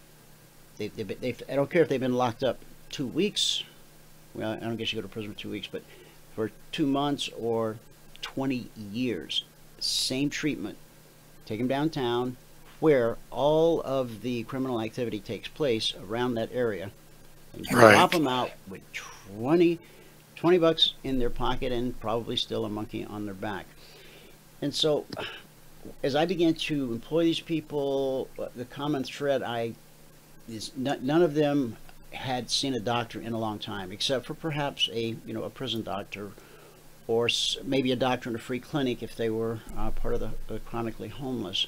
And so I set upon a mission to get all of my employees health insurance, something that many of them had never had. The only doctor they knew was the one in the emergency room, because they grew up in a home where, if you got sick, you go to the emergency room because you can't afford to go to the doctor. And the emergency room can't turn them away. Yeah, exactly. And now, by and large, they were a pretty healthy group. I mean, yes, there was some missing teeth and other things, but because they had lived a hard life, so to speak, that makes you tough. But boy, the second it's just a miracle that I could get such a crew approved by a health insurance company, and the day I passed out those health insurance cards was, in my own mind, it was one of the greatest days of my life, because I felt as though I was welcoming this person into, they had been working hard to get to this position with me, restoring their family. Now they were sleeping under a roof at night, the same roof every night, and there was food in the refrigerator. And so it just seemed logical. The next step was that they should have health insurance. And so I felt very humbled that day is probably the best word, that I was able to walk around and pass them out their cards and congratulate them. And they were just elated on top of the world. But unfortunately, the next day, half the company was sick. They get like 20 people call in sick. Oh, I got to go to the doctor. I mean, it was like they'd never been to one before. You know what I mean? Some of them, I'm going to go see what this is like. You know, oh my gosh, I couldn't believe it. When I got there, there was only 15 people in the waiting room. Only 15? Well, yeah, usually, unless you go at 2 a.m. in the morning, there's about 75. So, I mean, so health insurance literally makes people sick. It can. You know, those people who are going to, you know, take advantage of it. And some people do. And I'm not casting any aspersions, but I just know that the way Jeff Bezos has been letting... Have you heard a story about the homeless people working for Amazon? That's another story I'll tell another time, but it's in the news. It's been in the news the last couple of days. I haven't seen it. So now he's tossed them a couple billion to go build himself some kind of little facility, but not big of him. Go ahead. You were trying to tell something here, and I... Oh, no problem. That was interesting. Yeah, I mean, it just blew my mind. I sat down, I had meetings, I talked with them, and the novelty wore off after a while, and life got back to normal. But it was a new normal for them, because now they had, it really gave them a sense of belonging in society, you know, that they could go to a doctor like a normal person, because maybe growing up with their parents, that wasn't the case. So, all right, back to you. And by the way, the 20% copay that most people pay on their insurance, yes, costs more than people used to pay doctors for the whole doctor visit. Right. Yeah. Believe it or not, you know, doctors have always been respected in our society, but they didn't make any more money than school teachers. Why should they? You know, but today most doctors are millionaires because of health insurance. So I did make a mistake a little while ago when I said 16 workers for every Social Security recipient. That was in 1950. In 1945, just a few years after it started, it was 42 workers for every recipient. 5 years later, it was 16 in 1950. And when this chart was put together in 2000, they were projecting that by 2022, it would be 2.4. Well, it was a pretty accurate projection, because right now it's 2.5 workers. And by 2027, it's going to be 2. So, you know, the numbers are not looking good. Here's another example, and then I'm going to go into a conclusion. This one doesn't show Social Security. It's just Medicare and Medicaid. So we're only talking about federal government medical programs, right? Over time, the average taxes paid by Americans are 18.4%. We think it's higher than it really is, because what most people don't know is that the Social Security, or the income tax system, is a progressive system. So you pay maybe 10% on the first such and such percentage, and then pay 15%. So even if you're in the highest tax bracket, the average of people who pay taxes, which is about half the population, is 18.4%. Now, you could say it's double that, because half the people in the country don't pay any taxes at all, but that's another story for another day. So, yeah, half the country supports the other half the country. Right. So our baseline is 18.4%. Now I'm looking at a chart here that starts off in 2007 with the government projection, what the government says the healthcare costs are going to do. And out on my chart's a blue line. And the actual increase is a red line, all right? And back in 2007, it was about 5%, roughly. Not too bad out of 18.4%. Now, the United States Government Accountability Office put out this chart, and they're projecting that by 2024, it's going to be 11%, from 5% to 11%, which is still horrible, but would be workable. But in reality, if you go off the historical increase, how much the spending has actually gone up by the year 2044, it's actually going to exceed all taxes, just Medicare and Medicaid. Really? Yeah, all of them. So again, something has to be done. If you, well, 2044, that's a long time away. Well, I remember back in 2000, I was thinking 2020, that's like forever from now. And here we are, three-quarters of the way through 2018, and 2020 is right around the corner. So we're talking about maybe 25 years from now, spending on medical care, federal government medical care, is going to exceed all taxes. So how's it going to end? Well, unfortunately, there has to be a crash. I know that sounds really pessimistic, but it's practical. There has to be, from time to time, when government excesses just exceed everything that's out there, you have to bring things back down to where you can find some kind of even keel.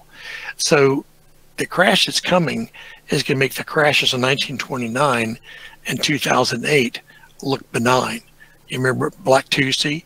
You were around in 1929, right, Dwayne? Yeah, of course I was. Yeah.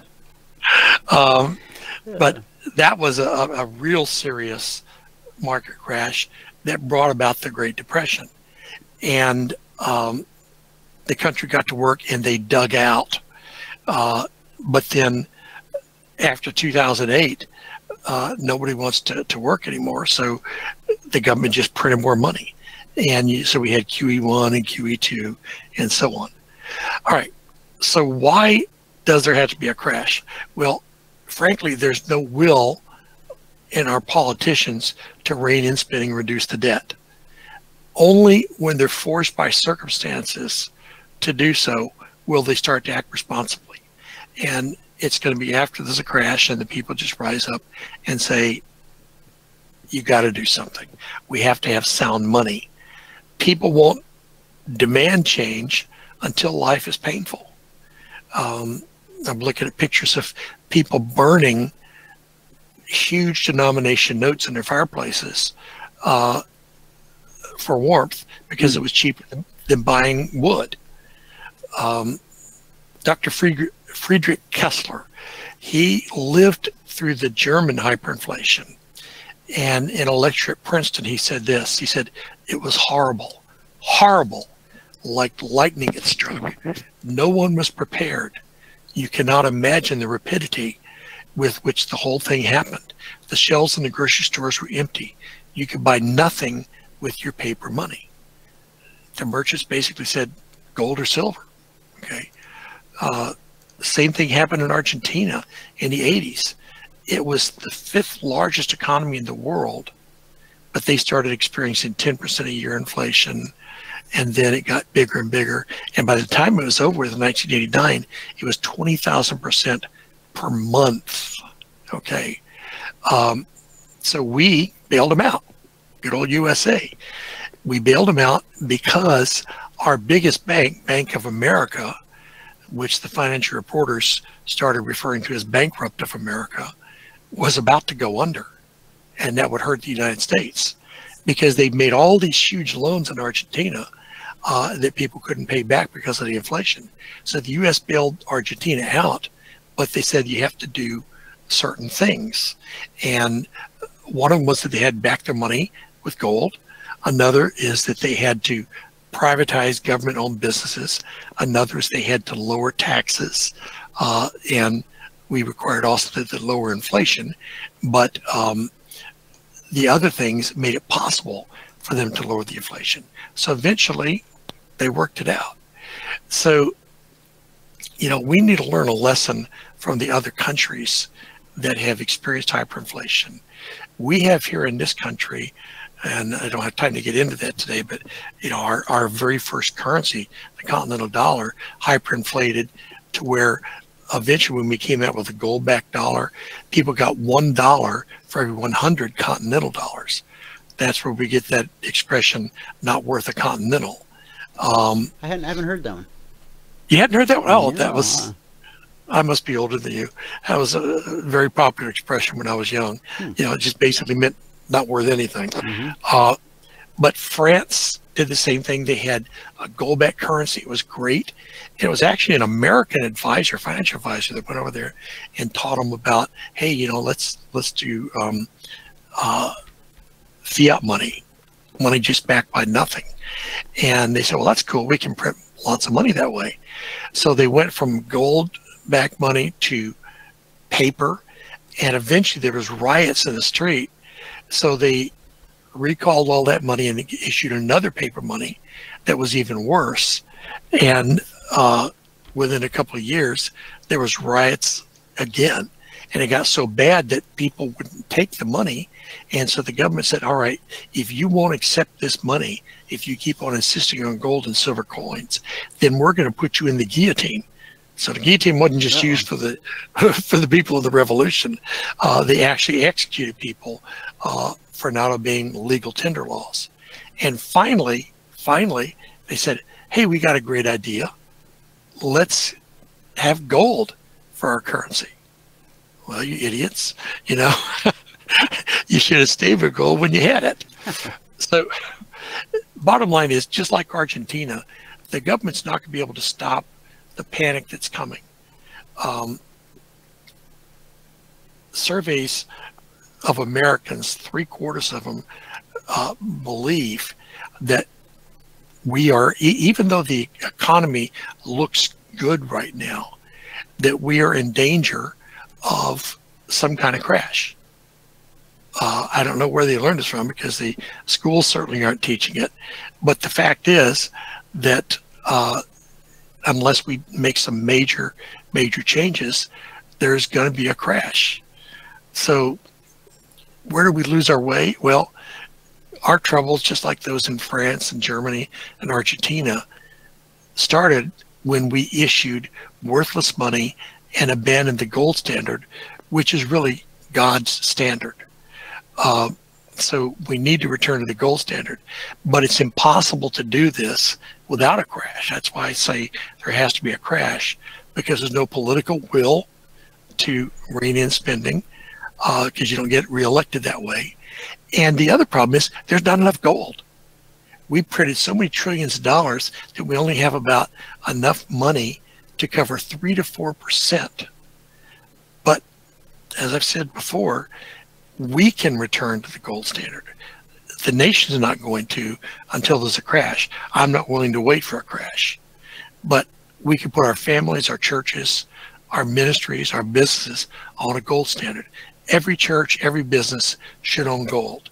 And in the 10-10-10 financial survival plan, which is how to survive a crash, we explain about that. So if you go to CFRN gold.com, you'll get a free copy of the 10-10-10 plan.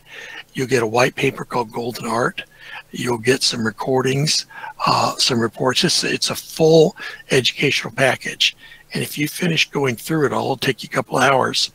You will know more about gold than your financial advisor does, I guarantee you. Indeed. Now, I know that you have webinars pretty regularly. When's your next one? Well, every Monday night. How do folks get themselves invited? Is that in the starter pack? Well, if they get the starter package, they'll automatically be invited. Okay. And of course, if they prefer not to receive the invitations, then we'll take them off the list.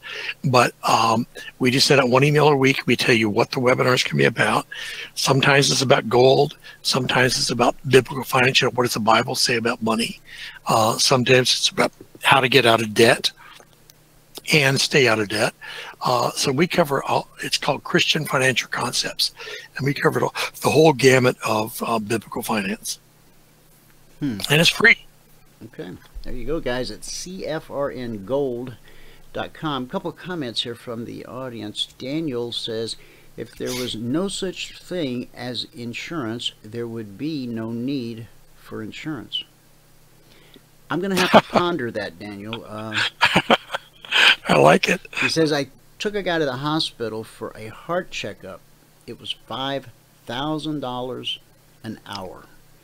In the end, our government can't afford that. Sorry. And then Marcus says, encourages us to read the book Debt Virus by Jacques. You know, quite frankly, rather than embarrass myself yet again trying to pronounce one of these impossible names, I can read the names in the Old Testament better than I can some of these new names that I encounter in the news each and every day. So I just sent the link to everyone. Debt Virus.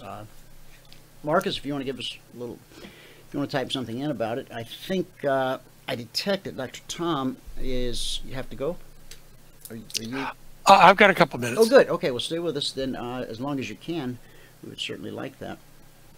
Sure. Now, every investment arena always has, you know, the latest thing, the hottest thing, the newest thing.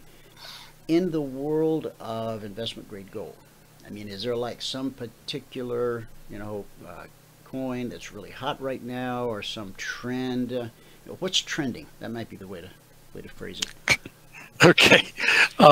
It's, instead of the latest and the greatest thing, we got the oldest thing. Okay. Okay. Because gold is the oldest money in the world. Yes. Gold and silver. For 6,000 years, it's been recognized as money since the Bible was written, since Genesis. And so it's the only biblical money. It's the only constitutional money. As far as latest and greatest, the main thing about investment grade gold is that these are coins that were actually used as money, not created like the U.S. government's creating now, these American eagles that are strictly commemoratives. They're not money. They were never intended to be money. Mm-hmm. Canadian maple leafs and South African Krugerrands. The ones that are really valuable are the ones that were created for and used for money, and the older and the better condition they're in, the better. So, you know, you'll get people cold calling you from the boiler rooms. Mm-hmm. And said, oh, we got this rare coin, and you know, we've only got 200 of them, and you better buy right now. Son, if they've got 200 of them, they ain't rare. Okay. Bottom line. What's your rare factor? 5 or 10 or? Well, any coin that's under 5,000 in the world known to exist, but that's all over the world, out of, you know, almost 7 billion people. Is rare. We don't consider it, you know, that's what most dealers consider. At Golden Art, we don't consider it rare unless it's less than 1,000, and we don't really get excited unless it's just a few hundred. But I've handled coins personally that were one of a kind in the entire world, or less than a dozen known to exist. So the more rare it is, the more valuable it is. But if you see somebody advertising on TV, you know, your typical TV commercial in prime time costs $1 million for 30 seconds. Or if somebody calls you from a boiler room where they got 50 guys sitting there banging the phones, mm-hmm. That's a lot of money. And if they can do that, they have to have a lot of coins. They can't just have a dozen of them. There has to be hundreds of them. They'll maybe tell you there's only a dozen, yeah. But it's just not economically feasible unless there's at least 200. And so by definition, it's not really going to be a rare coin. It may be an old coin. There's a company, I won't mention their name because I don't want to get sued, but Glenn Beck, who I like, lets these people advertise on the show, and he really shouldn't, because they rip people off. They buy these coins called roosters, which are a 20 franc French coin from the 1800s. Now, did you say rooster? Rooster. Okay. That's the nickname, because it's got a on the backside, it's got a depiction of a rooster. they're 20 franc coins, and they're common as dirt. They made like 22.5 million of them.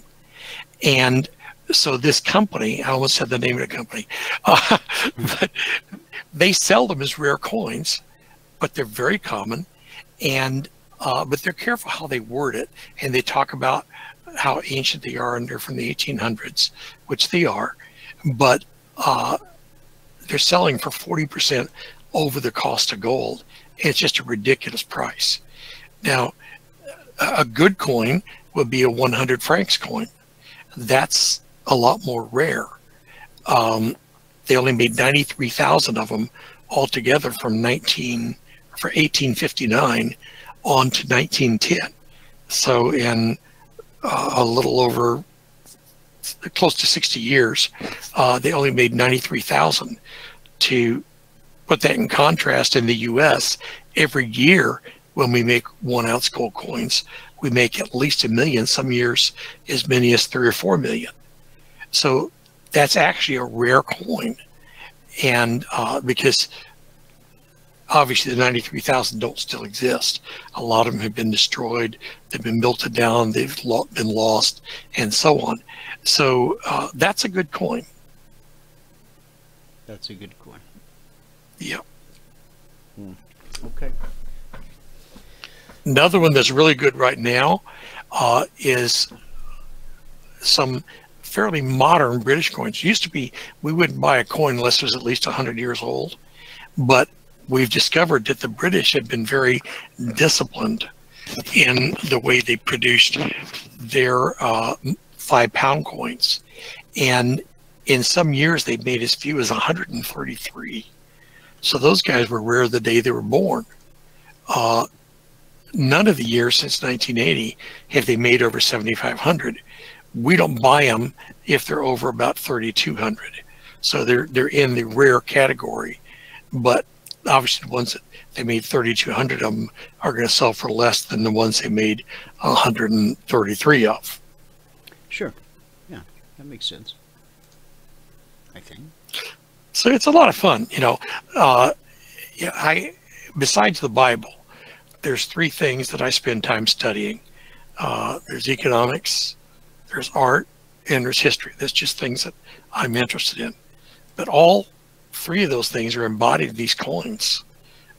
It's fascinating. We get a coin in here, and everybody gets excited. We'll look up in the reference books and find out who the king was or the queen, what was happening in England or France or whatever when that coin was produced.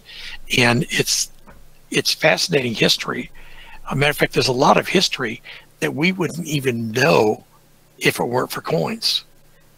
There's some ancient kings and queens that ruled that are not in the books anywhere, but when they discovered the coins and they saw when they were produced and they saw the name of that king or queen, that's how they got added to the history books, because there was a coin made on them.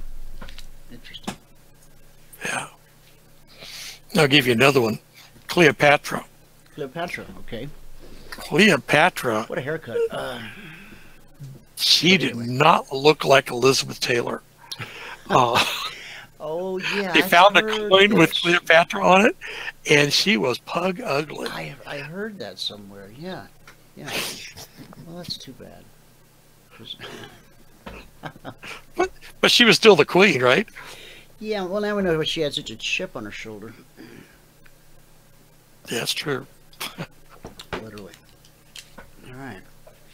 So all this stuff, I know we try to keep it to the investment grade gold. Guys, go to CFRNgold.com, CFRNgold.com. Get your starter pack, you know, so you have a greater understanding of what it is we're talking about. You can formulate some good questions. You can bring them to the show. We'll be happy to answer those for you.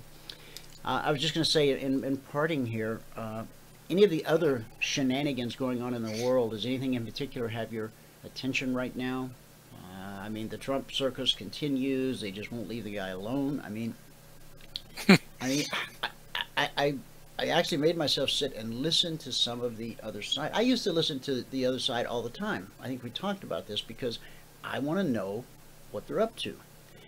But sure. Some of the stuff that I listened to for just a few minutes, it's so matter of fact. It's so, well, any staffer, any White House staffer will tell you that he's a lunatic. I mean, he's the mad ruler. I mean, it's just, there's never been anything like this in the history of our country. Well, I can't say that for sure, because mass media didn't exist, 50 years ago the way it 10 years ago the way it does today. And so every, if a canary breaks wind in Lauderdale, there'll be a film at 11 somewhere. So let me ask you this. Do you think things are worse now, or do we just have a better view? Well, I think we have obviously information overload, so it's really hard to get in depth on anything. I mean, people used to read books. Believe it or not, people read books. Mm-hmm. Now they read headlines. It's a shame. I do want to mention, Dwayne, that if anybody wants a personal consultation, when they request the starter package, there's a place there they can put in comments or whatever. I'd be glad to talk to them, answer any personal questions, because some people don't like to talk about their personal finances on the radio. Sure, and also, how would they reach out to you for that? Well, they can just reach out to me through the website, or call me, because in the email they'll get, it's got my direct telephone number. The other thing is, if they already have gold or silver coins and they'd like to find out what they're worth, we do that as a free service. Okay. Very good. Well, there you have it, guys. CFRNgold.com. That puts your feet on the yellow brick road, and you too can find out what's in the Emerald City. CFRNgold.com. And then get a hold of Dr. Tom. Have a conversation with him off air. You'll find out just what a nice guy he really is, and not only nice, but very knowledgeable in this space, in this asset class. I don't know anyone personally who knows more about it than he does.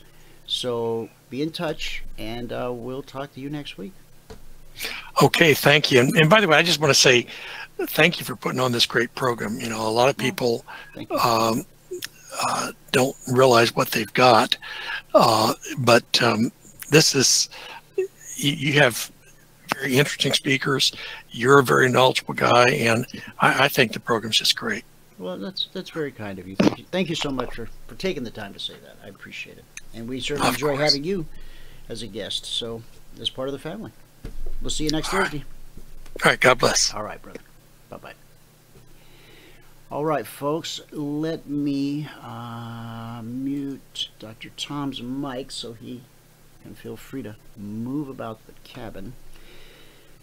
We left off on the Russell, I do believe it was, and so on the Russell we said to consider buying 1725 if the opportunity presented itself, and it did not. It also said if the opportunity presents itself to consider selling 1712. That did come to pass. Okay. Now, we've talked about different traders have different ways of dealing with their entry, and if you need help with determining your method, then all you got to do is just sign up for a mentoring session. Some will wait for a close below on the 30-minute, on the 5-minute. Like I say, many different ways, many different approaches. Going back to the early days of the concierge trade alerts, it used to be considered being short below 1712, but I didn't want to be nebulous in any kind of a way. So now when I print 1712, then that's what I mean is 1712. You, of course, can do, what you've determined through your own work, your homework, your research, your mentoring sessions, what's best for you. The swing low here was 1711.60. So it went 4 ticks below the trigger. Now, important prices, important areas are almost always tested. If we go back yesterday, selling 1712 resulted in a 10-point Russell. That's $500, and we got back above the trigger and did it for another 10. Okay, now price came back to test the important price, important area again today. With what we see so far, different results. Doesn't change the fact that this would be, well, let's see, $50 a point. We don't like to risk more than $300 per contract per trade. You know, it's not a hard and fast rule because it is discretionary here.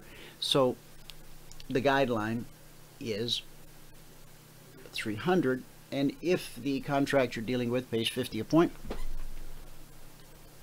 that's 6 points. Okay, so 1712 plus 6 would be 1718. So that's the maximum stop loss that you could have on this particular trade if you are selling 1712.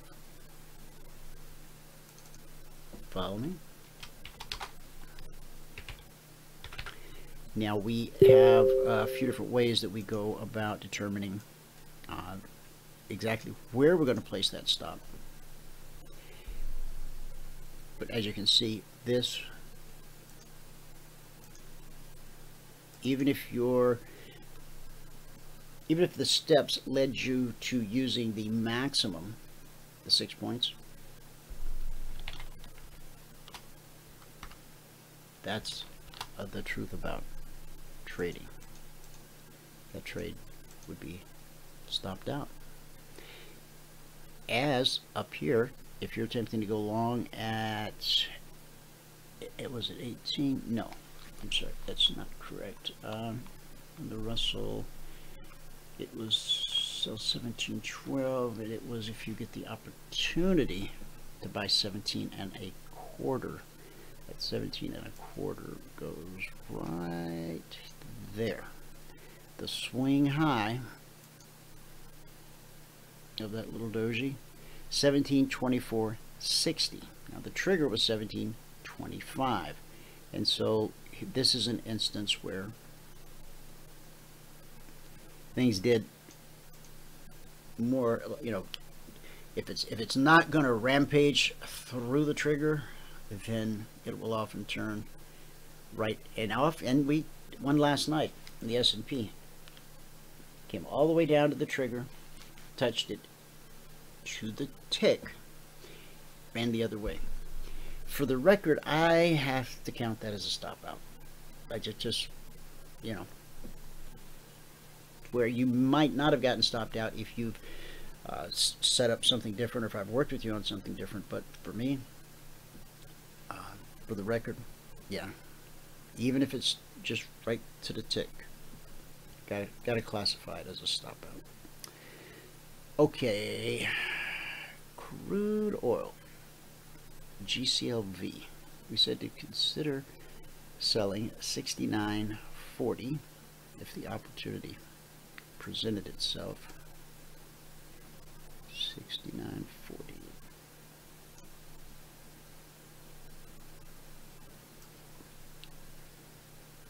Right there. Okay, 69.40. Swing low was 69.06. So let me do this. Sell. So 69.40.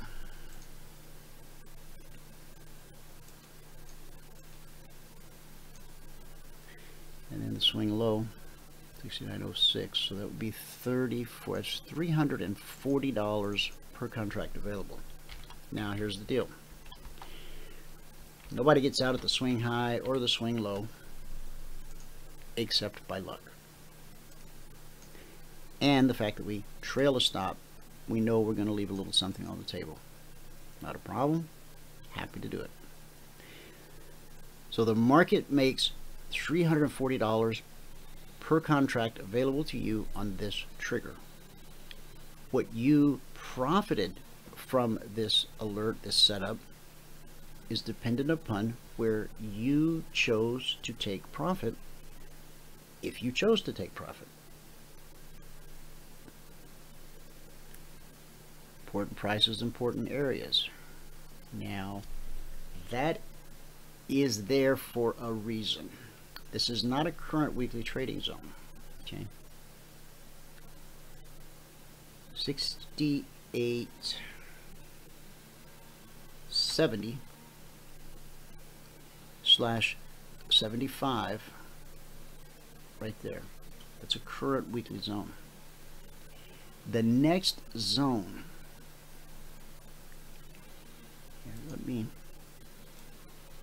that's a current zone. 6870/75.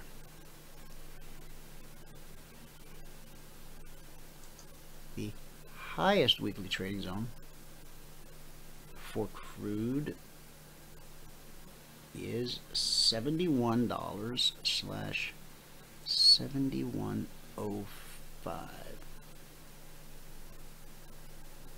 Okay.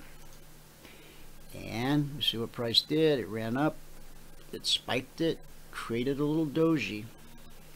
Now, this 70/30/35.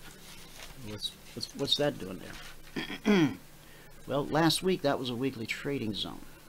Okay, you see the hangover, the carryover, if you will, and then at 69.90/95, that was a weekly trading zone last week. Not this week, but last week. Today's now Thursday. Do you see the evidence? Yeah. And next would be 69.60/65. That was from the same week, last week. Okay. Boom, boom, boom. Yeah? Okay. Now, last week's zone, we're going to get rid of at this point last week's zone, although having them, nearby at hand would have served you well. We'll go ahead and get rid of them for now. Okay. So we don't need these anymore to distinguish which ones are current, because I've taken the non-current away. So am I trying to tell you that after 68.70/75, the next highest weekly trading zone was 71/7105? Yes, that's a true story. And the next weekly trading zone on the way down the ladder, 68.25/30. Now, it's significant in that $71 minus 68.75,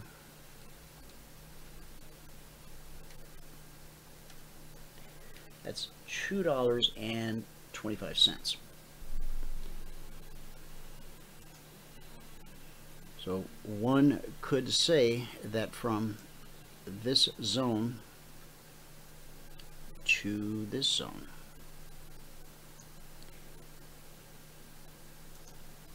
if you got short at the zone and took profit at the zone, and there's no zones this week in the middle, that would have a value of $2,250 per contract available. Again, This is what the market made available. What you take out of that will be up to you. Now that move started at 11 a.m. yesterday, which would be 30 minutes after the crude inventories. Here's the 10:30 candle yesterday, the crude inventories, and then we spike it in the 11 o'clock hour, and these are all 30-minute candles, and it gives us a leg and a retracement, and a leg and a retracement. And as long as we fail on these on a retracement, if you don't put in, well, just like up here, if you don't put in a higher high, if you put in a lower high, then you're just waiting for that next retracement. And if once again you put in a lower high, then the, I don't know if you call it the smart money, but the simple money will then be looking, of course, at this next zone as a target.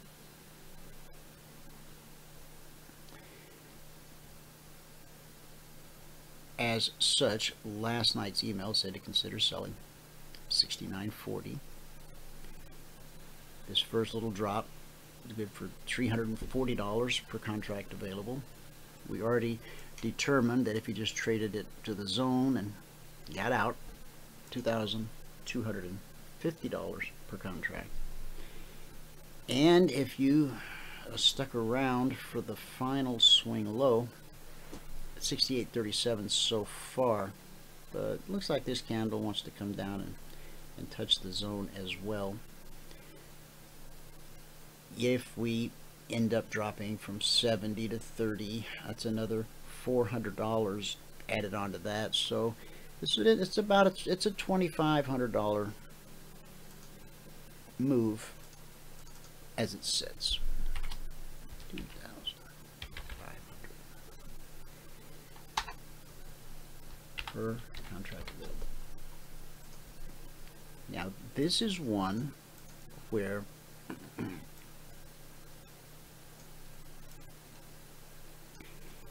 this is an extended move, yes, but it's extended at an angle where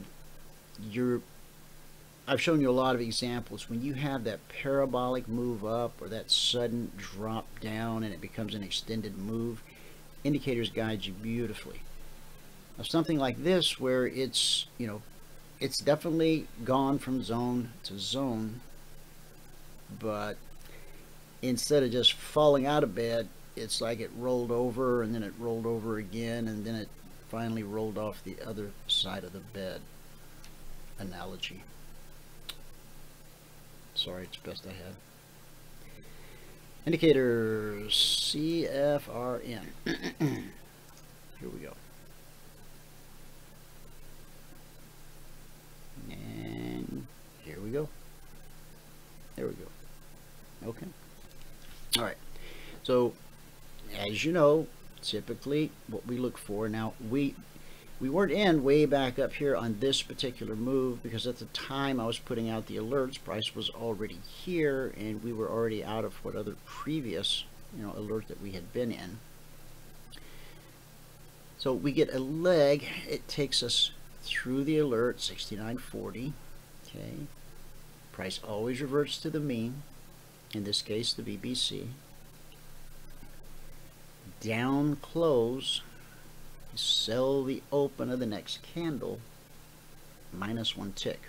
Now that's the standard right out of the live training room, rules-based trading that we teach, which if you master that and get that under your belt, then when you evolve into this, it's so ingrained in you. Okay, this thing, yep, look, it pulled back, got a down close, turned blue, already blue down here.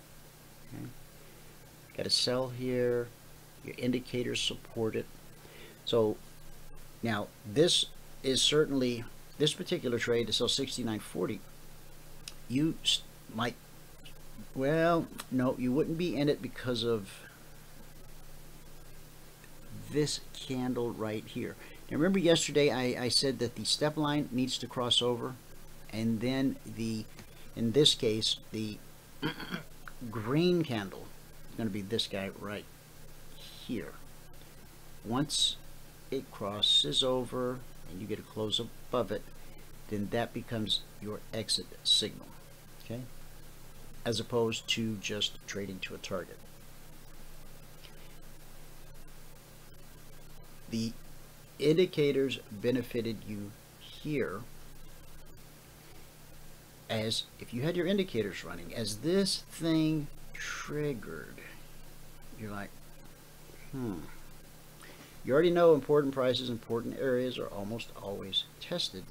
So, I mean, could you trigger right here, right now, and take advantage of this initial move? Absolutely. But when it pulls back to the BBC, as we would expect it to do, and it does hand us a down close, as we would expect it to do, then there's another opportunity right there to sell 69.40. Now, this happens more often than I point out, because I know that when you discover something, it really sticks with you. So I try to throw out little hints. So I'm throwing out kind of a big hint today to start checking this, okay? Because remember, you're looking for the highest probability, low risk trade setup. And when you have all of these things coming together, the alert, the pullback, down close, you're going from zone to zone. Now, the closer you get to this zone, right, the higher the probability that you're going to actually make it to the zone.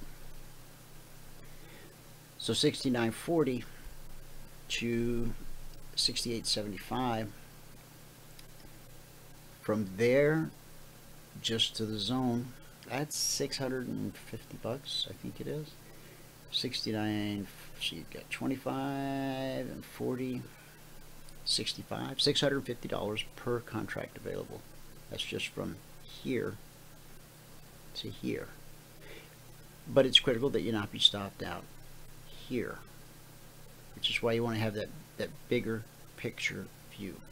So remember, there's no obligation, no requirement. In fact, somebody mentioned the other day in a mentoring session, they said, you know, sometimes I look at one and I go, that's not as high a probability trade as I have seen. But I've read in the books that, you know, in order, I've got to just take it. No, you don't. Okay, rules-based trading, you do. Rules-based trading, you take the trade. Okay, that's how you put the probability in your favor. Okay, is because you have a definable edge and you apply your edge every time the conditions present. With discretionary trading, okay, you have a choice. Now, if you're going through the, well, I always pick the wrong one, the one I think is high probability, you know, okay, don't trash talk yourself. Just go sign up for a mentoring session and let's get in there and take a look. Let's see what visual clues, whatever it is that's putting you in where you fit, and together we'll help you understand that for you and for your way of seeing the world and seeing the chart, you know, what your best high probability might look like. Then comes the patience factor, waiting for that to actually materialize. On gold, last night's email said to consider buying 12.17, and the zone overhead, today's Thursday, and the next zone overhead, we had a zone at 14.15.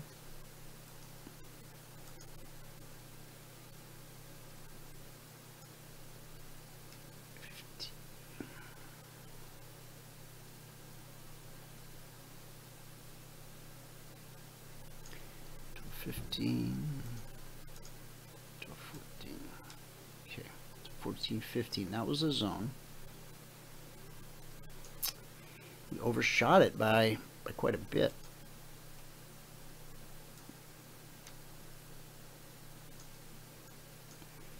And so while this this move had a little something in it, maybe $100 from 12.17 up to, what is it, 12.18? Yeah, $100. The email also said if the opportunity presents, consider selling 12.07. Okay, now 12.07 triggered here.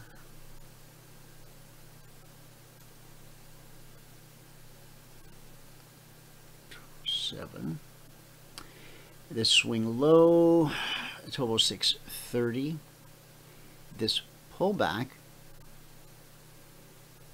if you're selling 12.07 and gold pays $100 a point, if you don't want to risk more than $300 per contract, your stop loss cannot exceed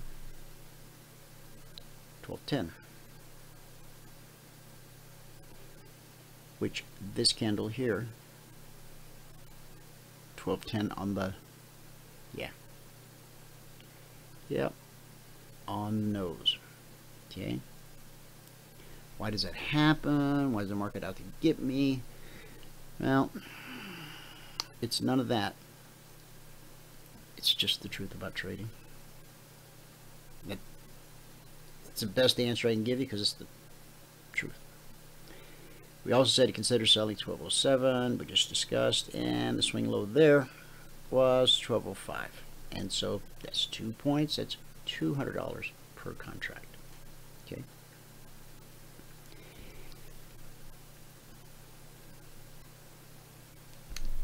Now we've got beans left. Well, I'm sure Michael told all you guys in the live training room today, but most things will be rolling over tomorrow. Everything that's a U will become a Z. These are soybeans. We had the WASDE report yesterday, which is the big agricultural report. It comes out on the 12th of each month. It is to the agricultural world what the Fed announcement, I suppose, is to the remainder of the markets. On soybeans, last night's email was to consider being long. Guess where? Guess where? Yeah, 46 right there. Swing high 46 1/4. One tick. And the reverse side of that would be 830. Which has not triggered as of yet. Last but not least, bonds. Consider being along 142.13, which is right where we are right now, 142.13. And we ran up to 142.22. That's 9 times 31.25.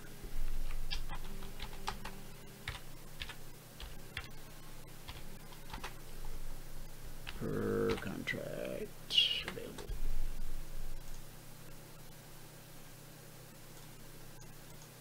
$30 times 9 ticks per tick, 31 per tick. So you get $270, $280 there. We get back below the trigger. Up we go again, and this time we hit 142.20 swing high. Yep. So that would be 7. 9 times 31.25 and 7.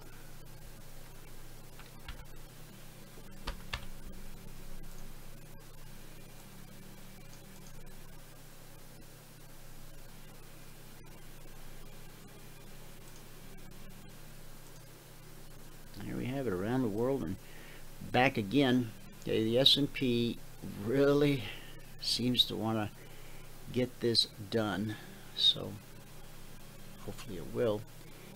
Now, what news do we have tomorrow morning? Let's check that real quick.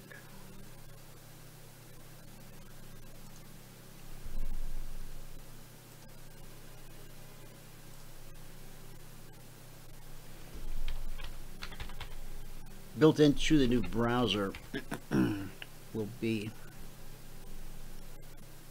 this economic calendar, so you won't have to go anywhere, and it'll auto-populate every day with the new news. Oh, what are they asking for now?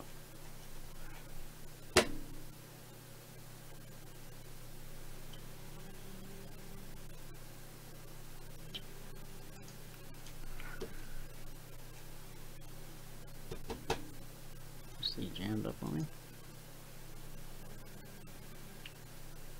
Okay, so we'll try that again.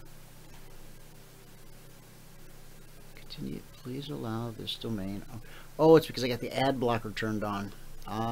See this right here, block ads? If I turn that off, ads blocked on this site, 11 on this site. Okay, so if I switch that off, so sites are starting to, if you have an ad blocker running, that's how some sites are dealing with it. It's like, well, if you don't watch our ads, you can't look at our stuff. See if there's anything late tonight. If you're trading Globex, that's important. There's a high impact tonight out of China at 2200 hours. Industrial production, 3 steerheads. Anytime you got 3, that's high impact. Okay. So now we're going to scroll back up, and we're going to go to tomorrow. Tomorrow morning at 6 a.m. Eastern, Bank of England Governor Carney will be speaking. Russian interest rate decision, right there, high impact. Can that affect us? Yeah, I mean, if it's high impact. So high impact doesn't necessarily mean it's going to move the market, but it certainly has the potential to move the market. And then here at home, we got core retail sales month over month. That's high impact. We have retail sales month over month. That's high impact. And lots of news, but nothing high impact. Okay, so the only high impacts we have here tomorrow: retail sales and core retail sales. Retail, core retail, and they both come out at 8:30. Now, the reason I'm asking that is because we want to give thought to where price is headed. So is it in a, if it's bound and determined to get to the zone overhead, is it going to attempt to do it today?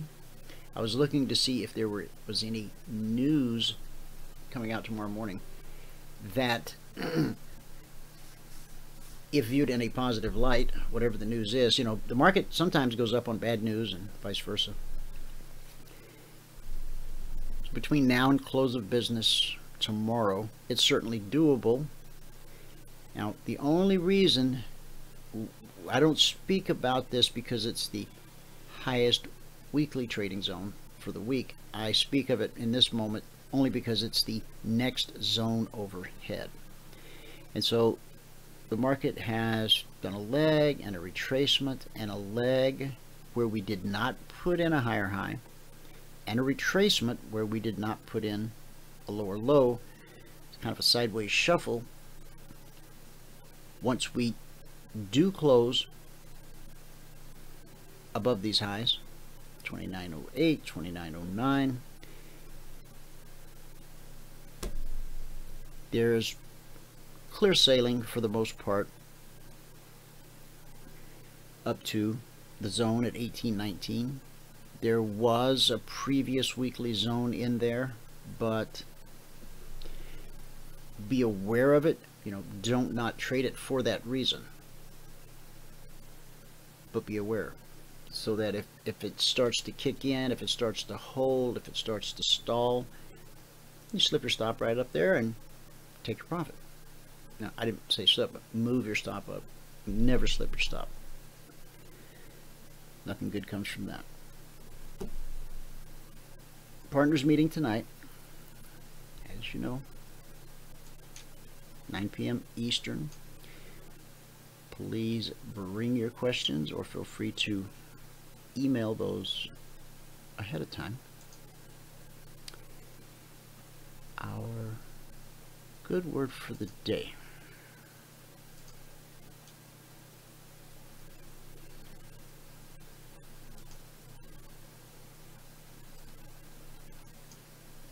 Should be right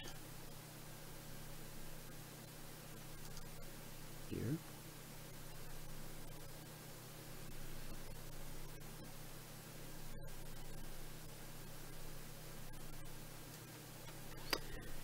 Oh, did John did you make it back? You're gonna have to jingle my phone if you're there, because I don't know if you are.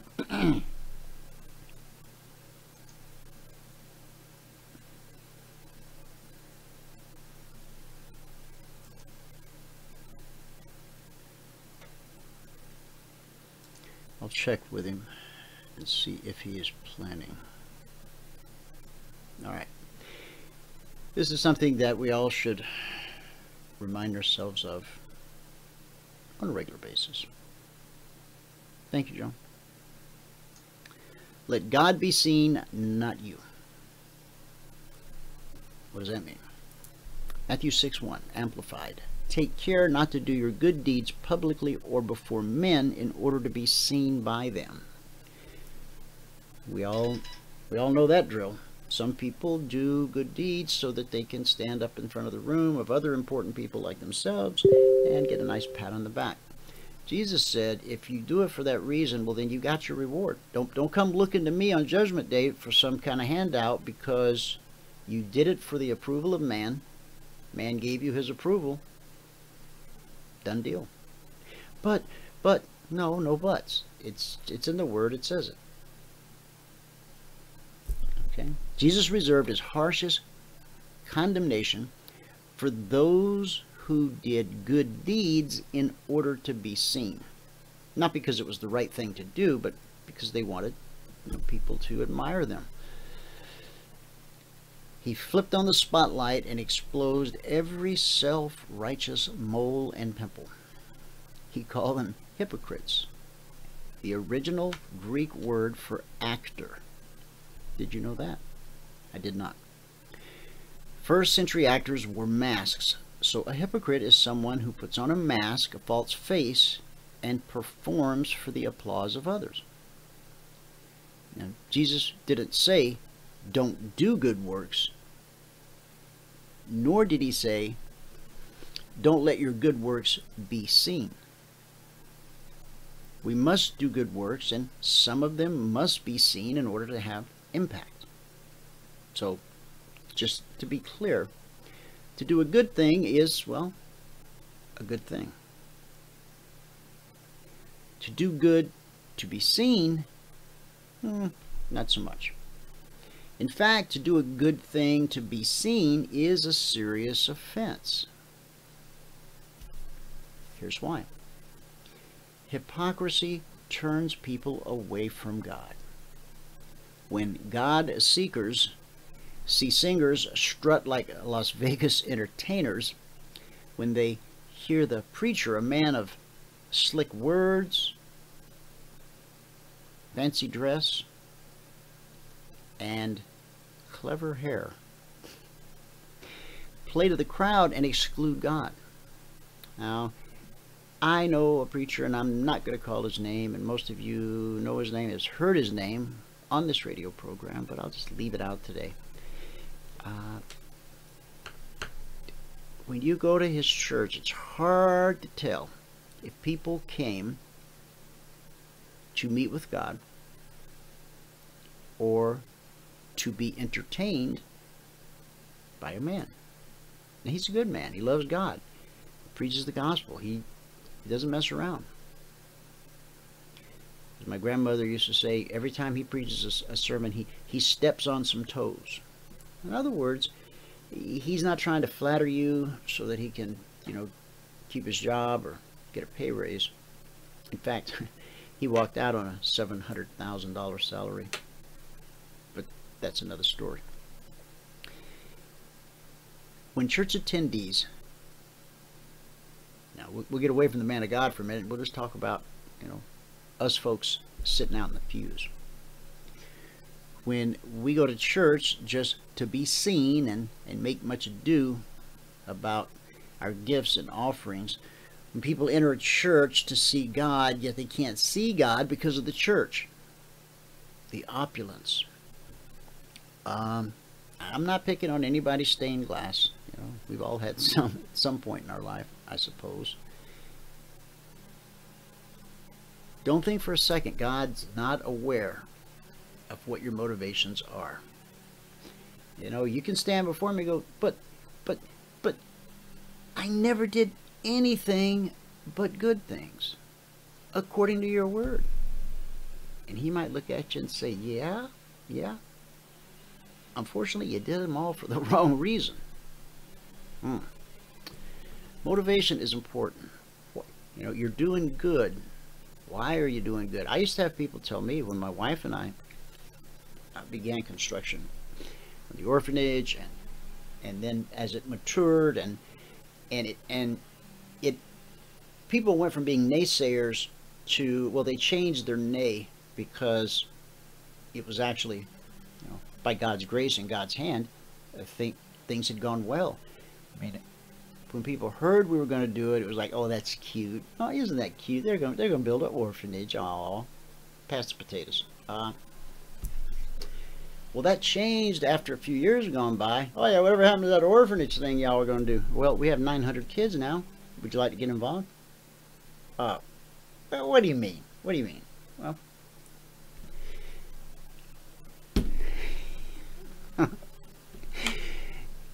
here's my point.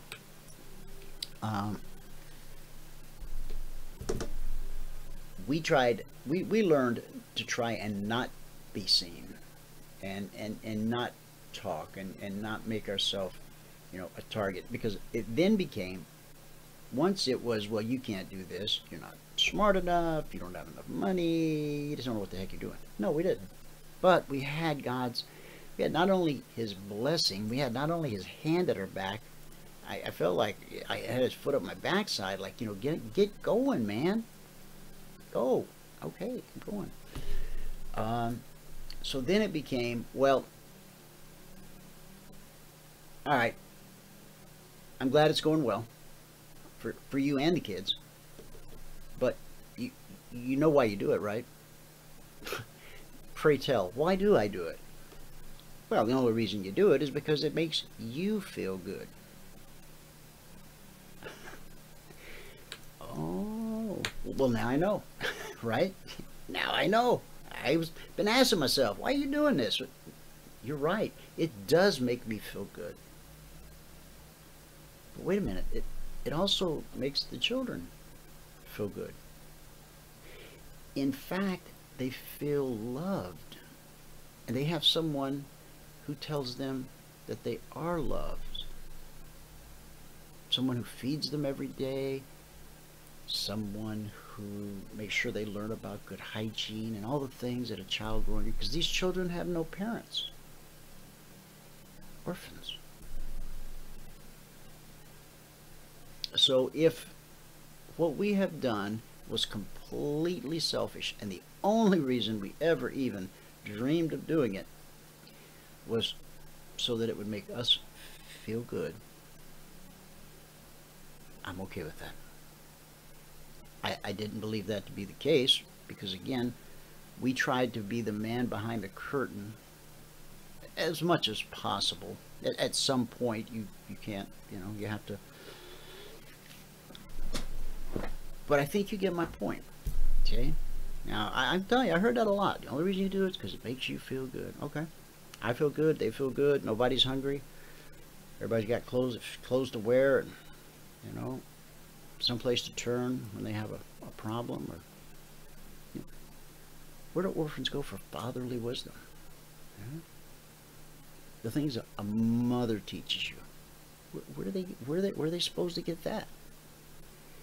Now, tell me those weren't important parts of your childhood and growing up. Now, can a staff of 2025 address the needs of 900 children in the same way that a mom and a dad address the needs of their own children? No. No. In fact, when we see the family that's got 9, 10 kids, we always look at each other and go, wow. Okay. It's difficult. Now, in part, that's why and it's difficult to scale back that kind of an operation, but we did manage to we've scaled back down to, I don't know, somewhere between, I guess, 600 and 700. And then the baby's home is additional. That's next door on the same property. So think about, yes, do good things. Yes, be a blessing to other people. If you're going to do the deed anyway, right? Not like somebody's asking you to do something extra, but if you're already doing it, just make sure you're doing it for the right reason. Because see, you might have been involved in some kind of ministry, I don't know what it is, for a really long time. But if you sit down and do a fearless searching moral inventory today, maybe have a conversation with God, He might tell you, you know what?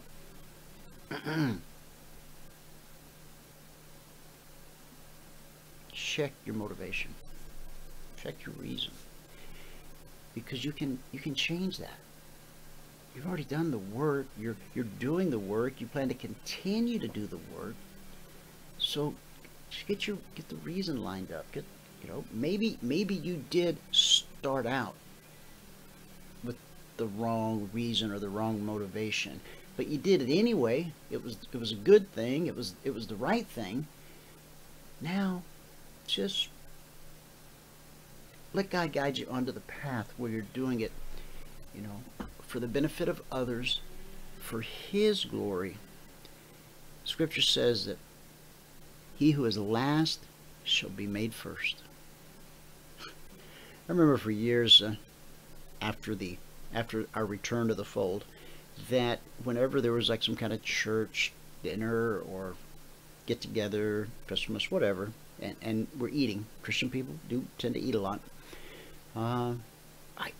that scripture really resonated with me. He who is last shall be made first. Now, when you've been sitting there for an hour, 2 hours, however long the guy's got to preach before we can finally eat, first, man, you want to just dash. While they're doing the closing prayer, you want to go get in line so you can eat, because if you're at the end of the line, you're not going to eat for an hour. Because everybody's got to touch everything on the table, even the stuff they're not going to eat. They got to pick it up and turn it over and look at it, put it back down. Anyway. And so that fleshly part of me that I recognized that God made obvious, it was a challenge to change, but once I did it and accepted that that's how I wanted to be and who I just wanted to be the guy that put other people's wants, needs ahead of my own. That's all. And that, by the way, that's a recipe for a very successful marriage. If you know a young couple about to get married, instruct them. Speak truth into their life. Honey, if you always put his wants, needs, and desires above your own, he'll be a happy man. And you, sir, if you'll always put her wants, needs, and desires ahead of your own, she'll be a happy lady.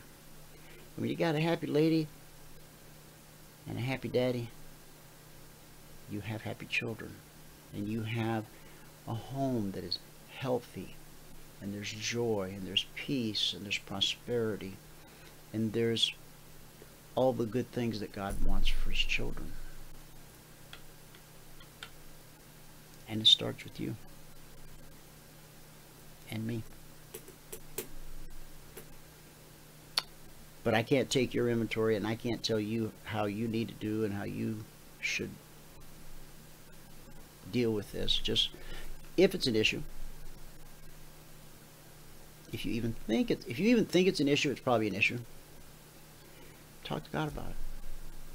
Hey God, I got a sneaking suspicion that I've been doing this because every other month the pastor has me stand up and give a report to the church, and I feel important, and so maybe part of me's been doing it for that reason, God. So I'm going to ask someone else to start standing up and do the report. So that little part of me that thinks, yeah, maybe, I'm just trying to get, another ad. I'm going to keep doing the thing, but I'm going to let somebody else get the glory. Man, you want to tick the enemy off? Try that. Try it. He'll get very angry, I promise. All right, I got to run. Thanks so much for tuning in today. Partners meeting tonight. If you partner, you should be there. What happened to the charts? I don't know.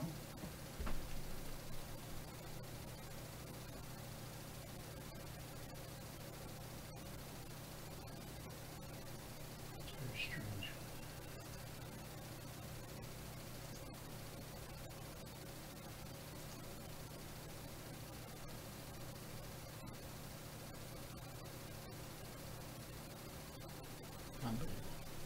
All right, that's it. I'll figure it out. Thanks for tuning in, guys. Whoever you are, wherever you are, may God continue to richly bless you with His mercy and with His grace. And I'll see you at the bell.